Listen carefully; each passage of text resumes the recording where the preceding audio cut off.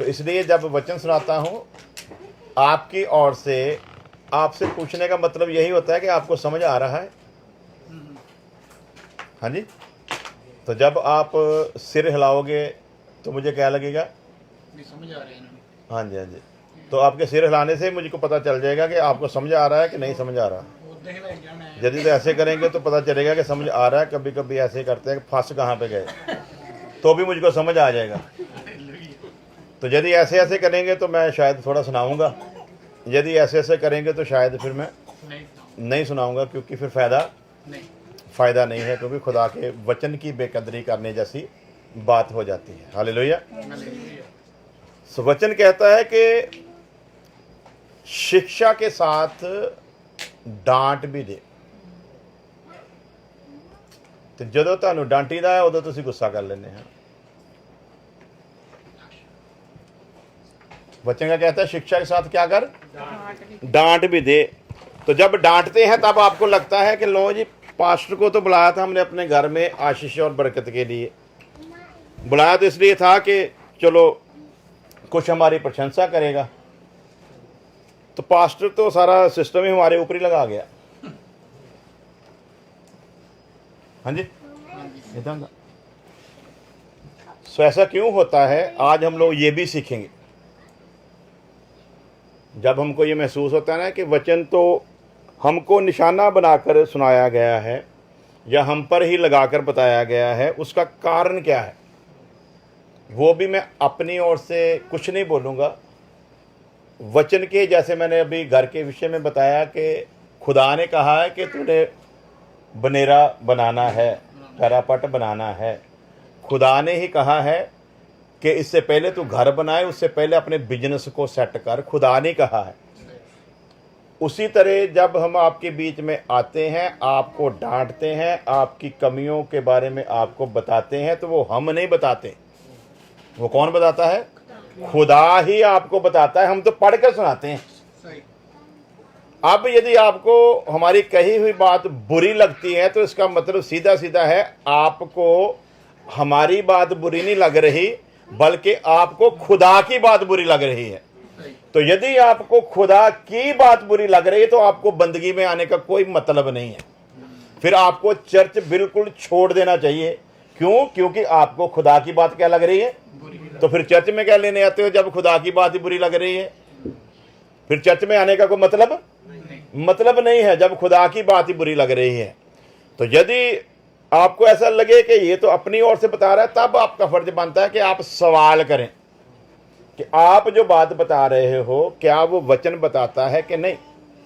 अगर तो वचन बताता है और आप नहीं मानते तो मुझको कोई परवाह नहीं, आप खुदा का सामना कर रहे हो।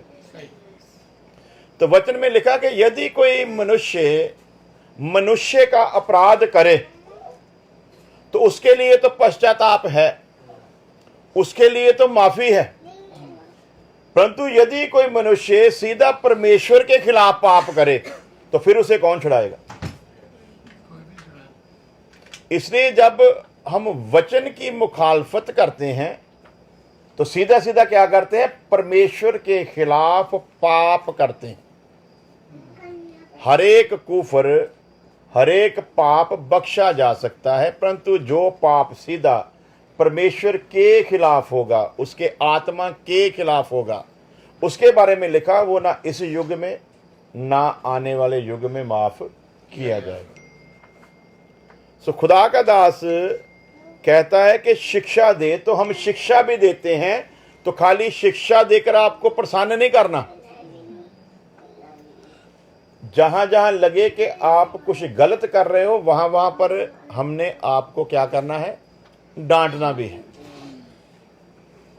वो डांट सुनकर आप निकल जाओ तो भी कोई बात नहीं, वचन फिर भी अपनी जगह पर सही ठहरेगा।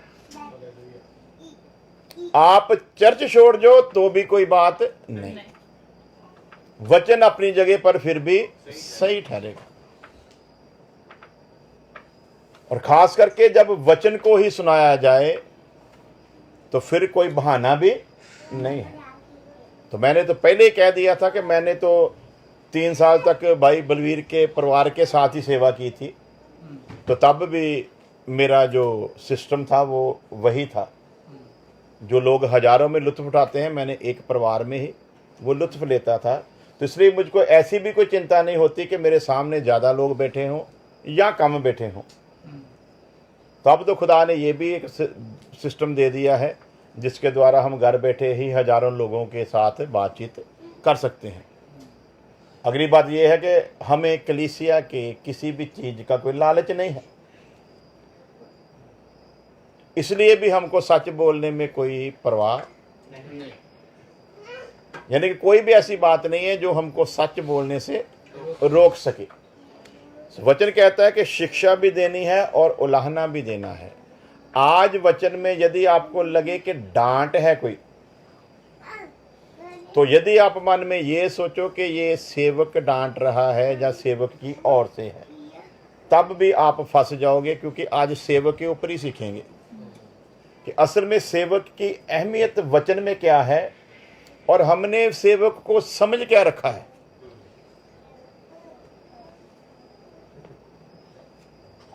वचन के अनुसार सेवक की अहमियत क्या है, खुदा ने अपने दास को कहां पर रखा है और हम खुदा के दास को क्या समझते हैं। और मेरे ख्याल से ये आज का वचन, यदि हम वचन से मोहब्बत करते हैं तो जो वचन से मोहब्बत करता है उसकी जिंदगी के लिए बहुत लाभदायक साबित होगा। लेकिन जो सिर्फ टाइम पास करने वाला है उसके लिए ठोकर का कारण बनेगा। पहले बता देता हूं, यदि तो वचन से मोहब्बत है तो बहुत बड़ी आशीष का कारण बनेगा, यदि टाइम पास है तो फिर ठोकर का ही कारण बनेगा। तो वो ठोकर जो हम अपनी इच्छा से खाएंगे, जब गिरने लगेंगे तो फिर खुदा संभालेगा नहीं। हालेलुया। इसलिए ध्यान देंगे वचन के ऊपर।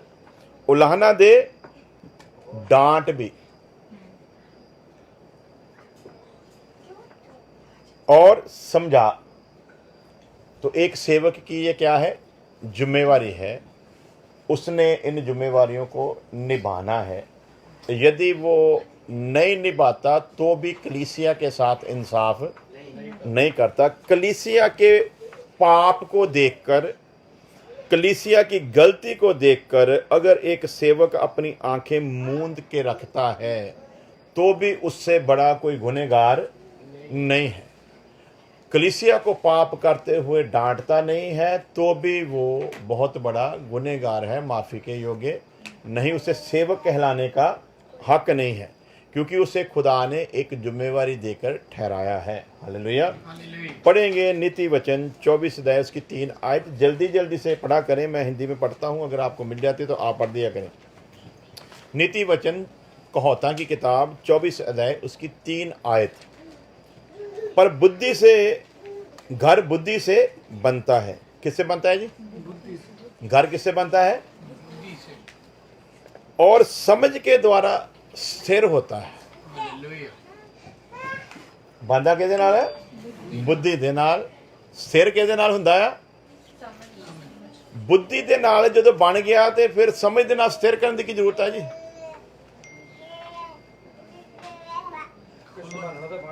हाँ जी।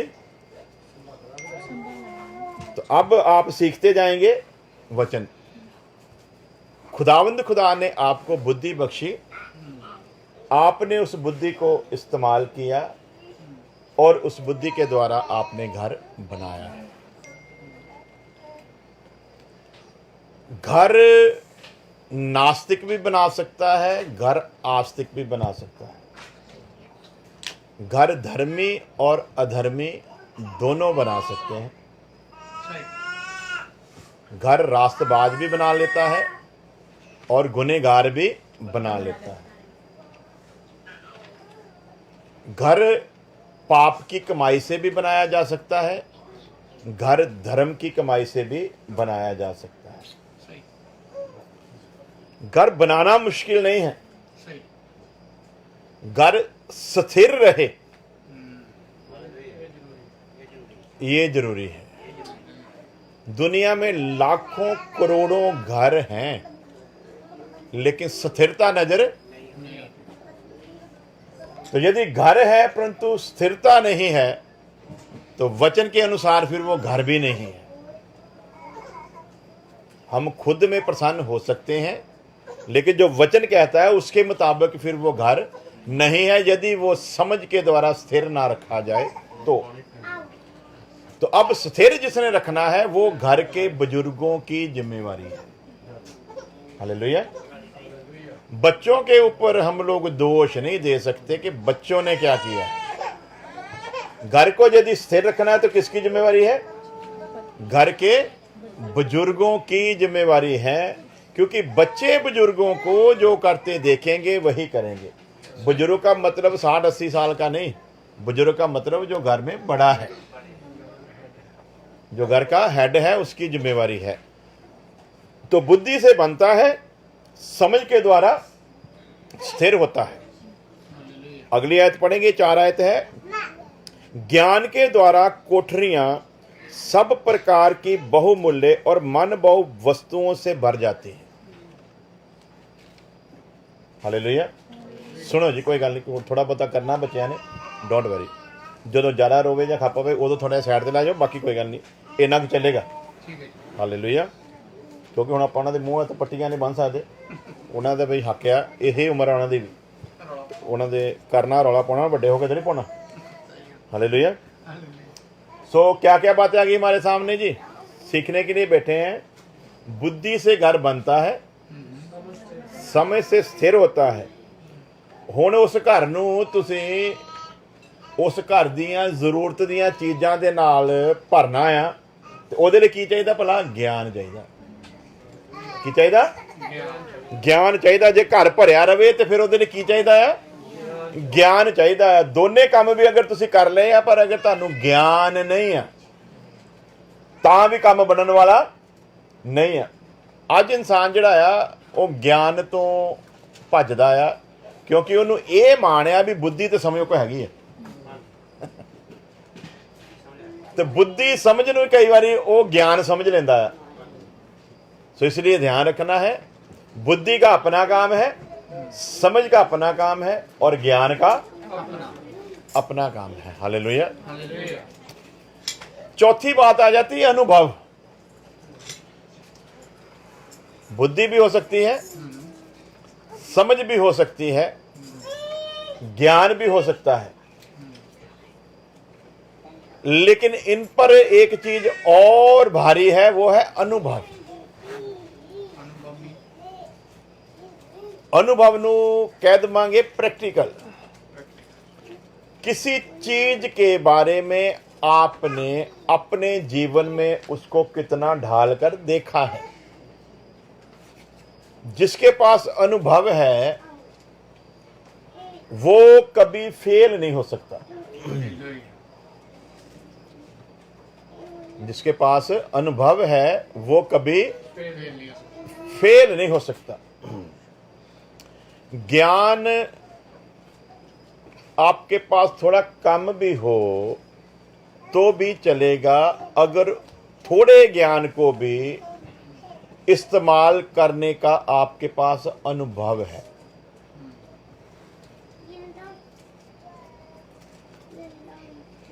मिसाल के तौर पर धीरू भाई अंबानी 9वीं फेल था, उसके पास कोई डिग्रियां नहीं थी। 4.5 लाख करोड़ का एम्पायर खड़ा किया। कितना जी? 4.5 करोड़ नहीं, 1 लाख, 2 लाख, 3 लाख, 4 लाख, 4.5 लाख करोड़।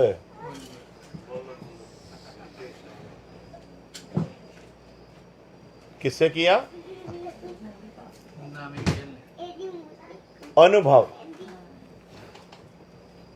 बिरला 4 क्लास पढ़ा था। कितनी है जी?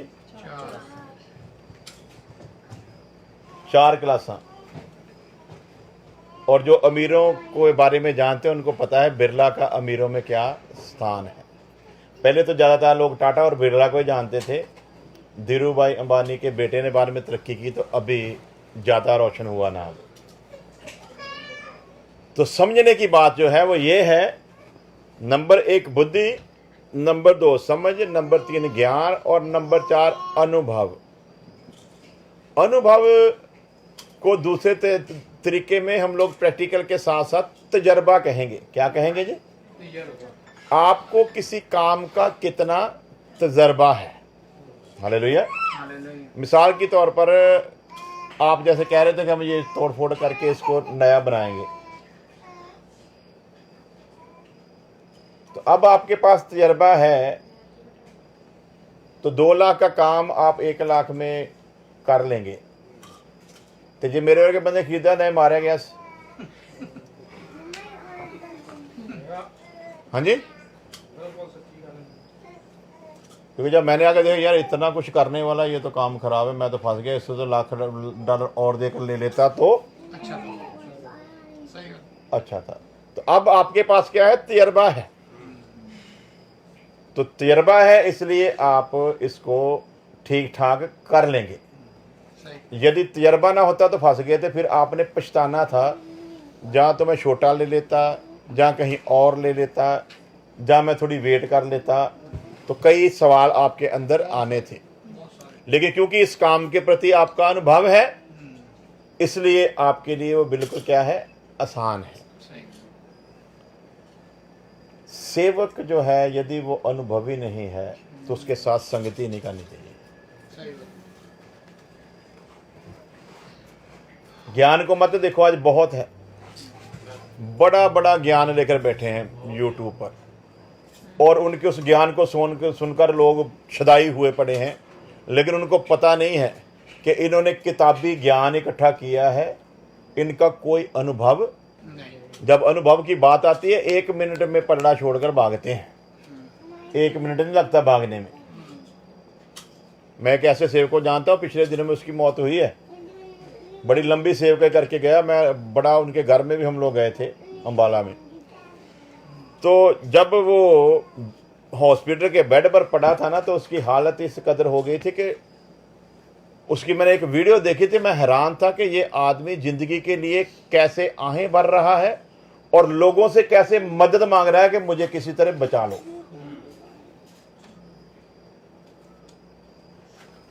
अनुभव नहीं था, ज्ञान बड़ा था। दूसरी तरफ कैप्टन सैमुअल थे, पता है कि मैं जाने वाला हूं, तो क्या कह रहे हैं? किसी को ये नहीं कह रहे कि मेरी जिंदगी के लिए प्रार्थना करो। क्या कह रहे हैं? वीडियो जो बनाओ, जब तक मेरी सांस निकल ना जाए कैमरा मेरे मुंह से हटाना नहीं, और जब तक सांस निकल नहीं गई तब तक वो प्रचार ही करते रहे। अनुभवी इंसान कभी भी शिकस्त को मानेगा नहीं, लेकिन जो यूं ही इधर उधर चलने वाले हैं, ये मुसीबत आने पर 1 मिनट लगता है इनको भागने के लिए। मैंने ऐसे ऐसे सेवक भी देखे हैं जिन्होंने फैसला किया कि हम लोग मेडिसिन नहीं खाएंगे, लेकिन जब मौत सामने आई तो फिर उनको भागकर हॉस्पिटल की शरण लेनी पड़ी। सो पहले जो हम लोग बढ़ते हैं अपने विषय की ओर, थोड़ा टच कराया इसलिए कि आप समझे कि हम सीखने क्या जा रहे हैं। ज्ञान के द्वारा कोठरियां सब प्रकार की बहुमूल्य और मनभाऊ वस्तुओं से भर जाती हैं, और अनुभवी फिर उनको खाली होने देते। भर भी कोई भी सकता है, लेकिन सवाल है कि अब वो खाली होने नहीं देने। कुछ लोग बहुत कमाई करते हैं लेकिन उनके पास कुछ नहीं होता, कुछ लोग थोड़ी कमाई करते हैं लेकिन उनके पास बहुत कुछ होता है। क्यों? उनको अनुभव है कि हमने अपनी मेहनत की कमाई का इस्तेमाल कैसे करना है। यदि मेहनत की कमाई का आपको इस्तेमाल करना भी नहीं आता तो भी आप कभी तरक्की कर सकते, तो भी तरक्की नहीं कर सकते। तो इसलिए अनुभव जो है वो सबसे ऊपर चला जाता है, क्योंकि अनुभव का होना जीवन में इसलिए ज़रूरी है कि बुद्धि तो सुलेमान ने भी मांग ली और परमेश्वर की बुद्धि मांगी थी, लेकिन बच्चा था ना, आखिरकार अनुभव के मामले में क्या था? कम था। और अनुभव ना होने के कारण जो गलतियां फिर उसने की हैं, उसमें सबसे बड़ी जो पाप उसने किया वो ये था, जो परमेश्वर की नज़र में घिनौना है। वो 2 किस्म के पाप उसने किए। नंबर 1 जनाकारी, नंबर 2 सबसे घिनौना पाप मूर्ति पूजा। पराई स्त्रियों को ले आया और उनके पीछे लगकर क्या किया उसने? मूर्ति पूजा तक का भी पाप उसने किया। ये अनुभव की कमी के कारण हुआ। इसलिए हमें हमेशा ये ध्यान रखना है, सिर्फ ज्ञान मत देखो। सेवक का चुनाव करते वक्त सिर्फ ज्ञान को ना देखो, बल्कि ज्ञान के साथ देखो कि इसका खुद का अनुभव जो है, उस प्रति इसका अपना जो तजर्बा है वो किस हद तक है। क्योंकि तजर्बाकार जो है वो अपने जीवन में से गुजार कर उस चीज़ को देखता है और फिर आपको अच्छी तरह से समझा सकता है। गिनती 6:24 को हम लोग पढ़ा है और आगे फिर देखते हैं। पहले पढ़ा है हमने 24 का 5 और गिनती 6 का 24 देखते हैं। यहोवा तुझे आशीष दे और तेरी रक्षा करे। क्या करे जी? यहोवा तुझे आशीष दे और तेरी रक्षा करे। यहोवा तुझ पर अपने मुख का प्रकाश चमकाए और तुझ पर अनुग्रह करे। यहोवा अपना मुख तेरी और तुझे शांति दे। हालेलुया। आशीष का कलमा, बरकत का कलमा, सब कुछ तो हम लोग देखते हैं। यहोवा तुझे आशीष दे और तेरी रक्षा करे, मैं आपसे कहता हूं। लेकिन उसके साथ साथ आपने वचन पर ध्यान देना है कि यहोवा किसको आशीष देता है और किसकी रक्षा करता है। उसके लिए क्या जरूरी है? शिक्षा। तो क्या लिखता है वो? शिक्षा दे। यदि मैं आपको शिक्षा दूंगा तब आपको पता चलेगा कि यहोवा किन की रक्षा करता है, नहीं तो आप गलत फहमी में रह जाएंगे। तो शिक्षा क्या देनी है? मुझे बताना है रक्षा किन की होती है। उस रक्षा के योग्य आपने जीवन को जीना है। हालेलुया। यदि वो शिक्षा नहीं है आपके पास तो भी आपके लिए बड़ा नुकसान है। यहोवा तुझ पर अपने मुख का प्रकाश चमकाए और तुझ पर अनुग्रह करे। तो अनुग्रह किस पर होता है उसके बारे में पास्टर फिनी जी थोड़ा टच करवा के गए थे, कृपा के बारे में और अनुग्रह के बारे में।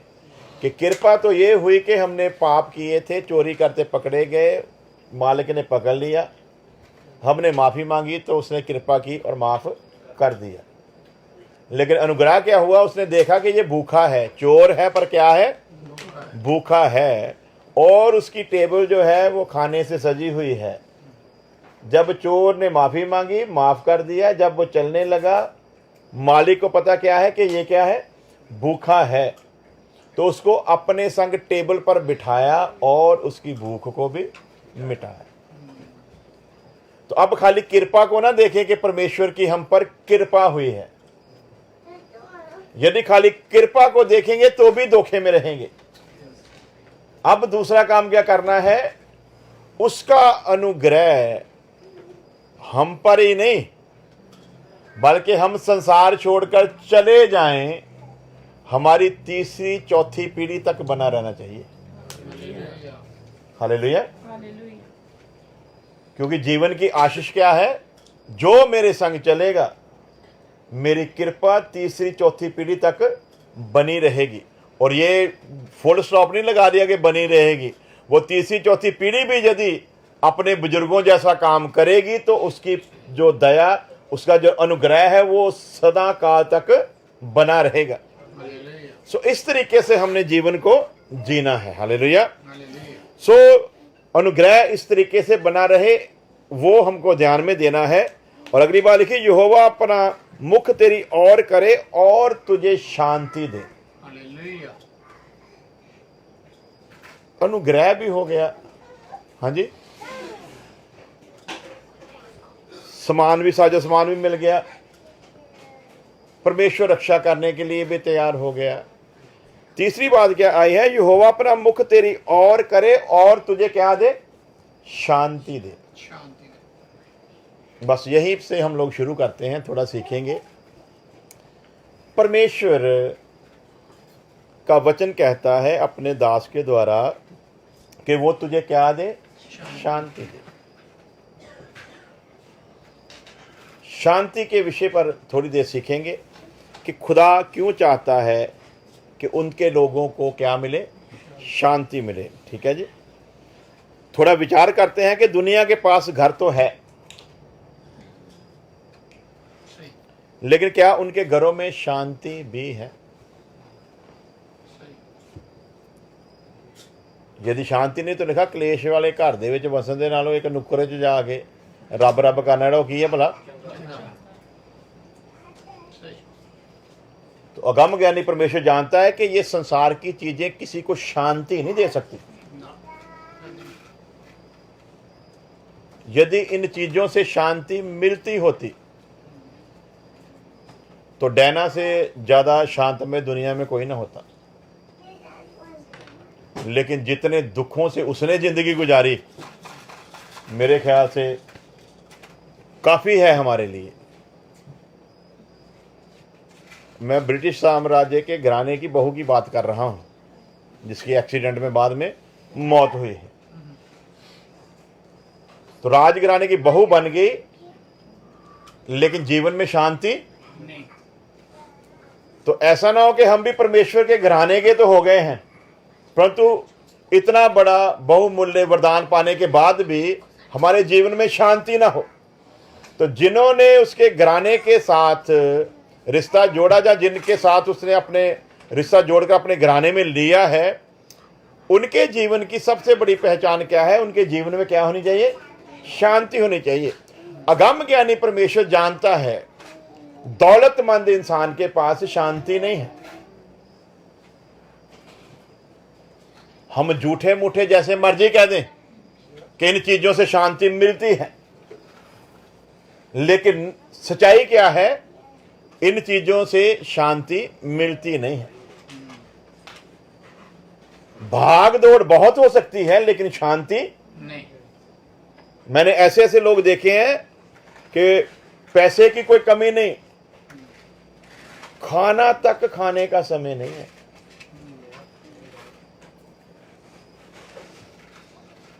तो जिस चीज के लिए हम लोग इतनी मुशक्कत करें, उसी के लिए हमारे पास समय ना हो,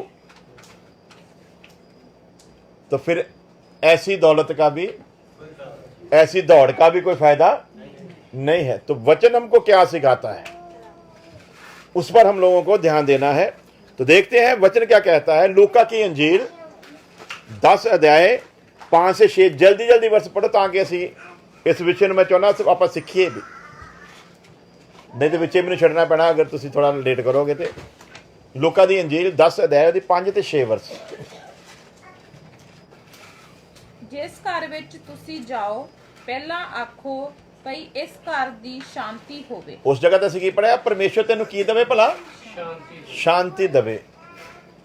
इतने ਅਸੀਂ ਕੀ पढ़ते हैं भला? यीशु मसीह अपने शागिर्दों को भेजता है सेवा के लिए और उनको एक हुक्म देता है, जिस घर में भी जाओ उस घर के लिए सबसे पहले क्या मांगो? शांति की जरूरत है ये कहने दी भी इस घर दे विच शांति होवे? हाँ जी, जिस घर दे विच भी जाओ की कहना भला? इस घर दे विच की होवे? शांति शांति होवे। ਇਹਦਾ मतलब अगम ज्ञानी परमेश्वर पहले से जानता है संसार में घर लाखों करोड़ों अरबों हो सकते हैं, परंतु शांति शांति नहीं है। अब परमेश्वर के वचन को चैलेंज नहीं हम लोग कर सकते। यदि कोई कहने है, इसका मतलब वो परमेश्वर को झूठा करार दे रहा है, वो परमेश्वर के वचन को झूठा साबित करने पर लगा हुआ है।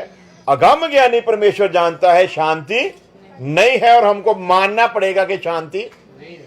झूठ बोल के तो मानी के लिए कोई औलाद से दुखी है, कोई बाप से दुखी है, कोई माँ से दुखी है, कोई काम काज से दुखी है, किसी के पास नहीं है तो दुखी है, किसी के पास है उसको संभालने वाला नहीं है, इसलिए दुखी है।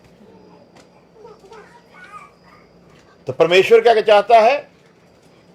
जिस घर में भी मेरा वचन पहुंचे, मेरी यह तमन्ना है कि यदि उस घर में मेरा वचन पहुंचा और उस घर के लोगों ने मेरे वचन को ग्रहण किया, तो मेरा वचन लोगों के सामने शर्मिंदा ना हो।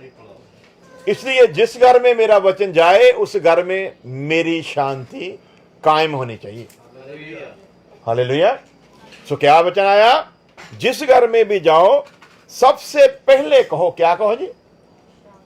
पहला की कहना भला? जांडिया सारे नहीं कहना ਅਸੀਂ ਆਏ ਆ ਬਸ ਹੁਣ ਭੰਡਾਰ ਭਰਨ ਲੱਗੇ ਆ, ਛੱਤ ਉੱਤੋਂ ਖਿਲਣ ਲੱਗੀ ਆ ਤੇ ਨੋਟ ਡਿੱਗਣ ਲੱਗੇ ਆ। ਬਸ ਹੁਣ ਤੇ ਤੁਹਾਡੇ ਬੈਂਕਾਂ ਦੇ ਵਿੱਚ ਪੈਸੇ ਪੈਸੇ ਹੋਣ ਵਾਲੇ, ਹੁਣ ਤੇ ਹੱਥਾਂ ਦੇ ਵਿੱਚੋਂ ਸੋਨਾ ਨਿਕਲਣ ਵਾਲਾ, ਹੁਣ ਤੇ ਹੱਥਾਂ ਵਿੱਚੋਂ ਤੇਲ ਨਿਕਲੂਗਾ, ਰੋਟੀਆਂ ਇਹਦੇ ਨਾਲ ਹੀ ਤੁਸੀਂ ਚੋਪੜੀ ਜਾਈਓ। ਬੇਸ਼ੱਕ ਤੁਹਾਨੂੰ ਹੁਣ ਰਿਫਾਈਨਡ ਆਇਲ ਲਿਆਉਣ ਦੀ ਜ਼ਰੂਰਤ ਨਹੀਂ ਆ, ਇਹ ਨਹੀਂ ਲਿਖਿਆ। बल्कि क्या लिखा है? जिस घर में जाओ क्या कहो? की कहो जी? पहला शांति हो, शांति हो। हालेलुया। खुदा के लोगों की सबसे बड़ी पहचान और धन्य आशा क्या है?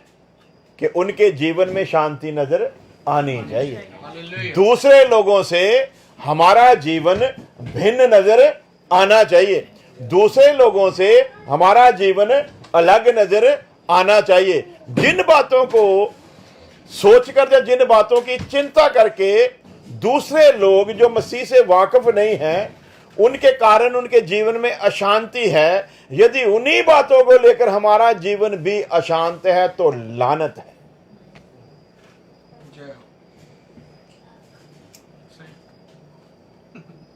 को जोर दे नहीं होना। हालेलुया। इदां दी गल्लां होंदियां जिथे की कहना हुंदा भला? जे समझ आवे तो फिर की कहना?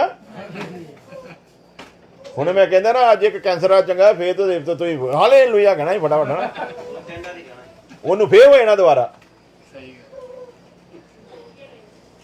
लेकिन जिसने उसकी शांति को ग्रहण कर लिया और मान लिया कि अब तू मेरे घर में आया, अब जाने नहीं दूंगा, उसके जीवन से मुबारक जीवन दुनिया में कोई भी हो सकता नहीं, कोई नहीं हो सकता। जक्की को समझ आ गया ना?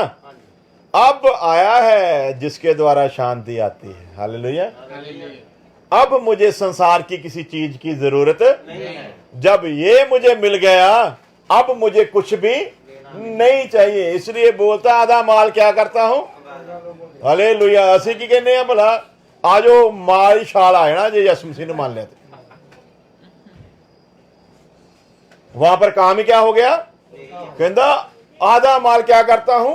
कंगालों को देता हूं। यदि मैंने कुछ गेड़ा गुड़ा करके, की करके जी, की करके बोला, अगर कोई गेड़ा गुड़ा करके ठगी ठोरी से कुछ कमाया है 4 गुना, इनू की दौरा पै गया। आज तो प्रचार ही सेवक उल्टा कर रहा है, लेकिन ये क्या वचन क्या बताता है और सेवक क्या बताता है? वचन बता रहा है जक्की ने सब कुछ कुर्बान कहना कुछ नहीं चाहिए हुण, मेरे पास सब कुछ था लेकिन मैं शांत नहीं था। तू आया मेरे घर में तो मुझे शांति मिली। अब जब मुझको शांति मिल गई है तो इन चीजों की जरूरत नहीं है। हालेलुया। इसलिए लिखा वचन में, एक व्यापारी एक बहुमूल्य मोती की तलाश में था। जिस दिन उसे वो मिल गया उसने अपना सब कुछ बेचा और उसे खरीद लिया। हालेलुया। सो अगर मैं वचन से बाहर होकर कुछ बोलूं तो रोक देना। हालेलुया। और अगर वचन से बोलूं तो कबूल कर लेना। हालेलुया। जिस किसी भी घर में जाओ सबसे पहली जरूरत उस घर की क्या है? शांति। हालेलुया। सबसे पहली जरूरत क्या है? शांति है। यदि शांति है तो सब कुछ है। किसी घर वाली ना शांति तो नहीं। ओके, मैं क्या कहते नहीं तो अगला कह सकता भी मेरे को तो पहले ही शांति है, मैनू हुण शांति की जरूरत नहीं है। सो ये भी शुक्र है भी किसी का ना शांति नहीं। सो खुदा का शुक्र हो इस शांति के लिए, हालेलुया, जो उसकी ओर से है। हालेलुया। जिस किसी घर में जाओ सबसे पहले उस घर के लिए क्या मांगो? वचन के अनुसार अगम ज्ञानी परमेश्वर की सोच के अनुसार संसार को हर घर में किस चीज की जरूरत है? शांति की जरूरत है। कोई मन्ने ते भावे ना मन्ने, कोई मन्ने ते भावे, कोई घर वाली तो दुखी है, कोई घर वाले तो दुखी है, कोई बाप तो दुखी है, कोई मां तो दुखी है, कोई धी तो दुखी है, कोई पुत तो दुखी है, कोई अपने आप तो दुखी है।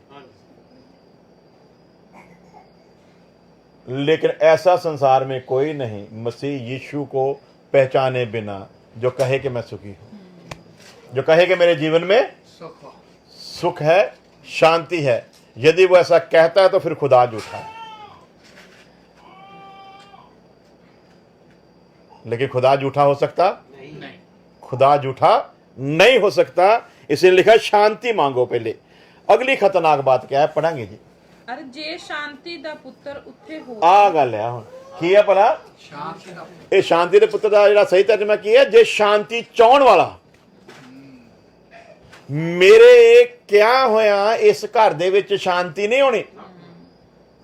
मैं इत्थे रोजा रख के बैठ जावां महीना भावें 40 दिन, मैं इत्थे बैठ के किन्नियां भी प्रार्थनावां क्यों ना कर लवां, अगर इस घर दे विच शांति नूं चाहण वाला नहीं आ, खुदा मेरी दुआ कदे सुनेगा? कदे नहीं सुनेगा। जे सुनेगा तो वचन गलत है।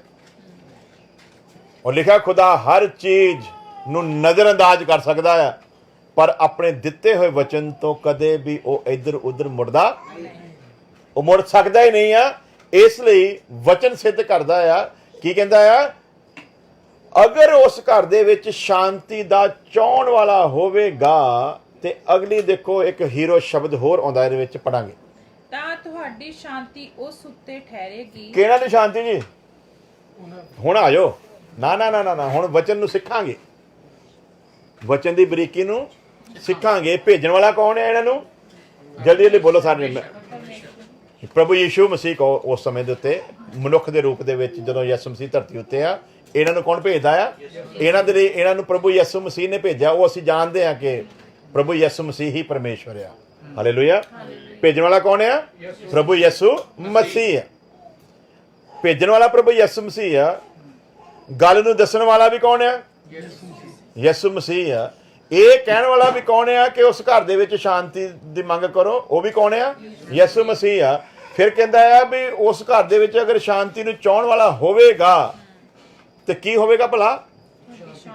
ਕਿਹਦੀ ਸ਼ਾਂਤੀ ਭਲਾ? ਮੇਰੀ ਸ਼ਾਂਤੀ? ਨਾ ਨਾ ਨਾ, ਇੱਥੇ ਇਹੀ ਸਿੱਖਣਾ ਆ। ਮੈਂ ਪਹਿਲਾਂ ਤੁਹਾਨੂੰ ਦੱਸਿਆ ਸੀ ਸੇਵਕ ਦੀ ਅਹਿਮੀਅਤ ਨੂੰ ਵੀ ਨਾਲ ਨਾਲ ਅਸੀਂ ਸਮਝਾਂਗੇ ਕਿ ਸੇਵਕ ਹੈ ਕੀ ਆ। ਤੇ ਸਭ ਤੋਂ ਜ਼ਿਆਦਾ ਬੇਕਦਰੀ ਅਗਰ ਕਿਸੇ ਮਜਹਬ ਦੇ ਵਿੱਚ ਆ ਤੇ ਉਹ ਸਾਡੇ ਕ੍ਰਿਸਚਨਾਂ ਦੇ ਵਿੱਚ ਹੀ ਆ, ਜਿੱਥੇ ਸੇਵਕ ਨੂੰ ਇੱਕ ਮਜ਼ਾਕ ਜਿਹੇ ਦਾ ਪਾਤਰ ਬਣਾਇਆ ਹੋਇਆ, ਜਿੱਥੇ ਸੇਵਕ ਨਾਲ ਕਲੋਲਾਂ ਵੀ ਹੋ ਜਾਂਦੀਆਂ, ਜਿੱਥੇ ਸੇਵਕ ਨਾਲ ਮਜ਼ਾਕ ਵੀ ਹੋ ਜਾਂਦੇ ਆ, ਜਿੱਥੇ ਸੇਵਕ ਦੀ ਕਈ ਵਾਰੀ ਮਿੰਨੀ ਮਿੰਨੀ ਬੇਇੱਜ਼ਤੀ ਵੀ ਕਰ ਦਿੱਤੀ ਜਾਂਦੀ ਆ, ਜਿੱਥੇ ਸੇਵਕ ਦੀ ਪਿੱਠ ਪਿੱਛੇ ਚੁਗਲੀ ਵੀ ਕੀਤੀ ਜਾਂਦੀ ਹੈ। ਤੁਸੀਂ ਕਿਸੇ ਰਾਧਾ ਸਵਾਮੀ ਦੇ ਮੂੰਹ ਤੋਂ ਕਦੇ ਰਾਧਾ ਸਵਾਮੀ ਦੀ ਚੁਗਲੀ ਸੁਣ ਲਓ ਤੇ ਮੇਰੀ ਧੌਣ ਵੱਢ ਦਿਓ। ਤੁਸੀਂ ਕਦੇ ਕਿਸੇ ਨਿਰੰਕਾਰੀ ਦੇ ਮੂੰਹ ਤੋਂ ਨਿਰੰਕਾਰੀ ਦੀ ਚੁਗਲੀ ਸੁਣ ਲਓ ਤੇ ਆਪਣੀ ਧੌਣ ਆਪ ਹੀ ਵੱਢ ਦੇਵਾਂਗਾ। ਕਦੇ ਹੋ ਹੀ ਨਹੀਂ ਸਕਦਾ। ਪਰ ਸਾਡੇ ਜਿਹੜੇ ਅਸੀਂ ਮਤਲਬ ਕਹਿਣ ਦਾ ਭਾਵ ਆਪਣੇ ਆਪ ਨੂੰ ਕੀ ਸਮਝਦੇ ਭਲਾ ਵੀ ਸਾਡੇ ਤੋਂ ਉੱਤਮ ਕੋਈ ਹੈ ਹੀ ਨਹੀਂ ਆ। ਸਾਡੇ ਸੇਵਕ ਨੂੰ ਵੀ ਬਖਸ਼ਿਆ ਜਾਂਦਾ। ਐਵੇਂ ਆਪਣੀ ਮਾਰ ਗਿਆ ਸੀ ਜਿੱਦਾਂ ਹੀ ਵਚਨ ਖਤਮ ਹੋਣਾ ਕੀ ਕਹਿਣਾ? ਆਪਣੀ ਮਾਰ ਗਿਆ। ਉਹ ਇਦਾਂ ਕੌਣ ਚੱਲਦਾ?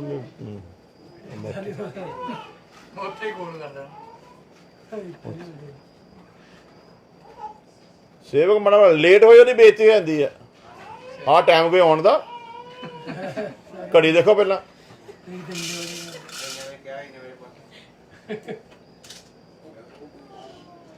ਇਹ ਤਰੀਕੇ ਆ। ਨਿਰੰਕਾਰੀ ਬਾਬੇ ਨੇ ਆਉਣਾ ਸੀ ਗੁਰਦਾਸਪੁਰ ਦੇ ਵਿੱਚ, ਲਾਈਨਾਂ ਲੱਗੀਆਂ ਬਟਾਲੇ ਤੱਕ, ਲੋਕੀ ਦੋਨੇ ਸੜਕਾਂ ਦੇ ਆਲੇ ਦੁਆਲੇ ਖੜੇ ਸੀ ਵੈਲਕਮ ਕਰਨ ਵਾਸਤੇ। ਕਹਿੰਦੇ ਨਾ आज हमारे बाबा जी ने आना है। ਪਲਕਾਂ ਵਿਛਾ ਕੇ ਖੜੇ ਆ। ਬਾਬਾ ਜੀ ਨੇ 7 ਵਜੇ ਆਉਣਾ ਸੀ, ਰਾਤ ਨੂੰ 11 ਵਜੇ ਆਉਂਦਾ। ਲੋਕੀ ਖੜੇ ਉਸੇ ਤਰ੍ਹਾਂ ਹੀ। ਬਾਬਾ ਜੀ ਨੇ ਕਿਤੇ ਕਿਤੇ ਸਟਾਪ ਲਾਇਆ, ਜਿੱਥੇ ਤੇ ਨਹੀਂ ਲਾਇਆ ਲੋਕੀ ਧਾਹਾਂ ਮਾਰ ਮਾਰ ਕੇ ਰੋ ਰਹੇ ਆ। ਸਾਡੇ ਨਸੀਬ ਦੇ ਵਿੱਚ ਬਾਬਾ ਜੀ ਨੂੰ ਨੇੜਿਓਂ ਦੇਖਣਾ ਨਹੀਂ ਸੀ। ਕੀ ਨਹੀਂ ਸੀ ਭਲਾ? ਨੇੜਿਓਂ ਦੇਖਣਾ ਨਹੀਂ ਸੀ। ਤੇ ਕਈ ਜਗ੍ਹਾ ਤੋਂ ਫਿਰ ਸਿੱਧੇ ਹੀ ਲੰਘ ਗਏ। ਤੇ ਸਾਡੇ ਵਰਗੇ ਦਾ 4 ਘੰਟੇ ਖੜੇ ਹੁੰਦੇ ਨਾ ਇੰਤਜ਼ਾਰ ਦੇ ਵਿੱਚ, ਤੇ ਮੇਰੇ ਵਰਗਾ ਲਾਗੇ ਉਹਦੀ ਲੰਘ ਜਾਂਦਾ, ਪਿੱਛੋਂ ਗਾਲਾਂ ਕੱਢਣੀਆਂ ਸੀ। ਕੀ ਕਰਨਾ ਹੈ ਭਲਾ? ਓਏ ਇਹਦੇ ਕਰਕੇ ਅਸੀਂ ਇੰਤਜ਼ਾਰ ਕਰਨ ਦੇ, ਜਿਹਨੂੰ ਇੰਨੀ ਕਦਰ ਹੀ ਨਹੀਂ ਵੀ ਅਸੀਂ 4 ਘੰਟੇ ਤੇ ਨਹੀਂ ਇੰਤਜ਼ਾਰ ਕਰ। ਉਹ ਆਕੜ ਦਾ ਮਾਰਿਆ ਸਾਡੇ ਲਾਗੇ ਉਹਦੀ ਲੰਘ ਗਿਆ। ਜਾਓ, ਸਾਡਾ ਨਹੀਂ ਗੁਰੂ ਘਰ ਹੋਇਆ, ਅਸੀਂ ਇਹਨੂੰ ਕੁਛ ਵੀ ਸਮਝਦੇ। ਪਾਦਰੀ ਹੋਰ ਬਥੇਰੇ, ਕਿਤੇ ਇਕੱਲਾ ਥੋੜੀ ਆ। ਪਾਦਰੀ ਦੇ ਇੱਟ ਪੁੱਟ ਤੇ ਪਾਦਰੀ ਨਿਕਲਾ, ਤੂੰ ਉੱਤੇ ਬੈਠਾ, ਹੋਰ ਲੱਭ ਲਵਾਂਗੇ।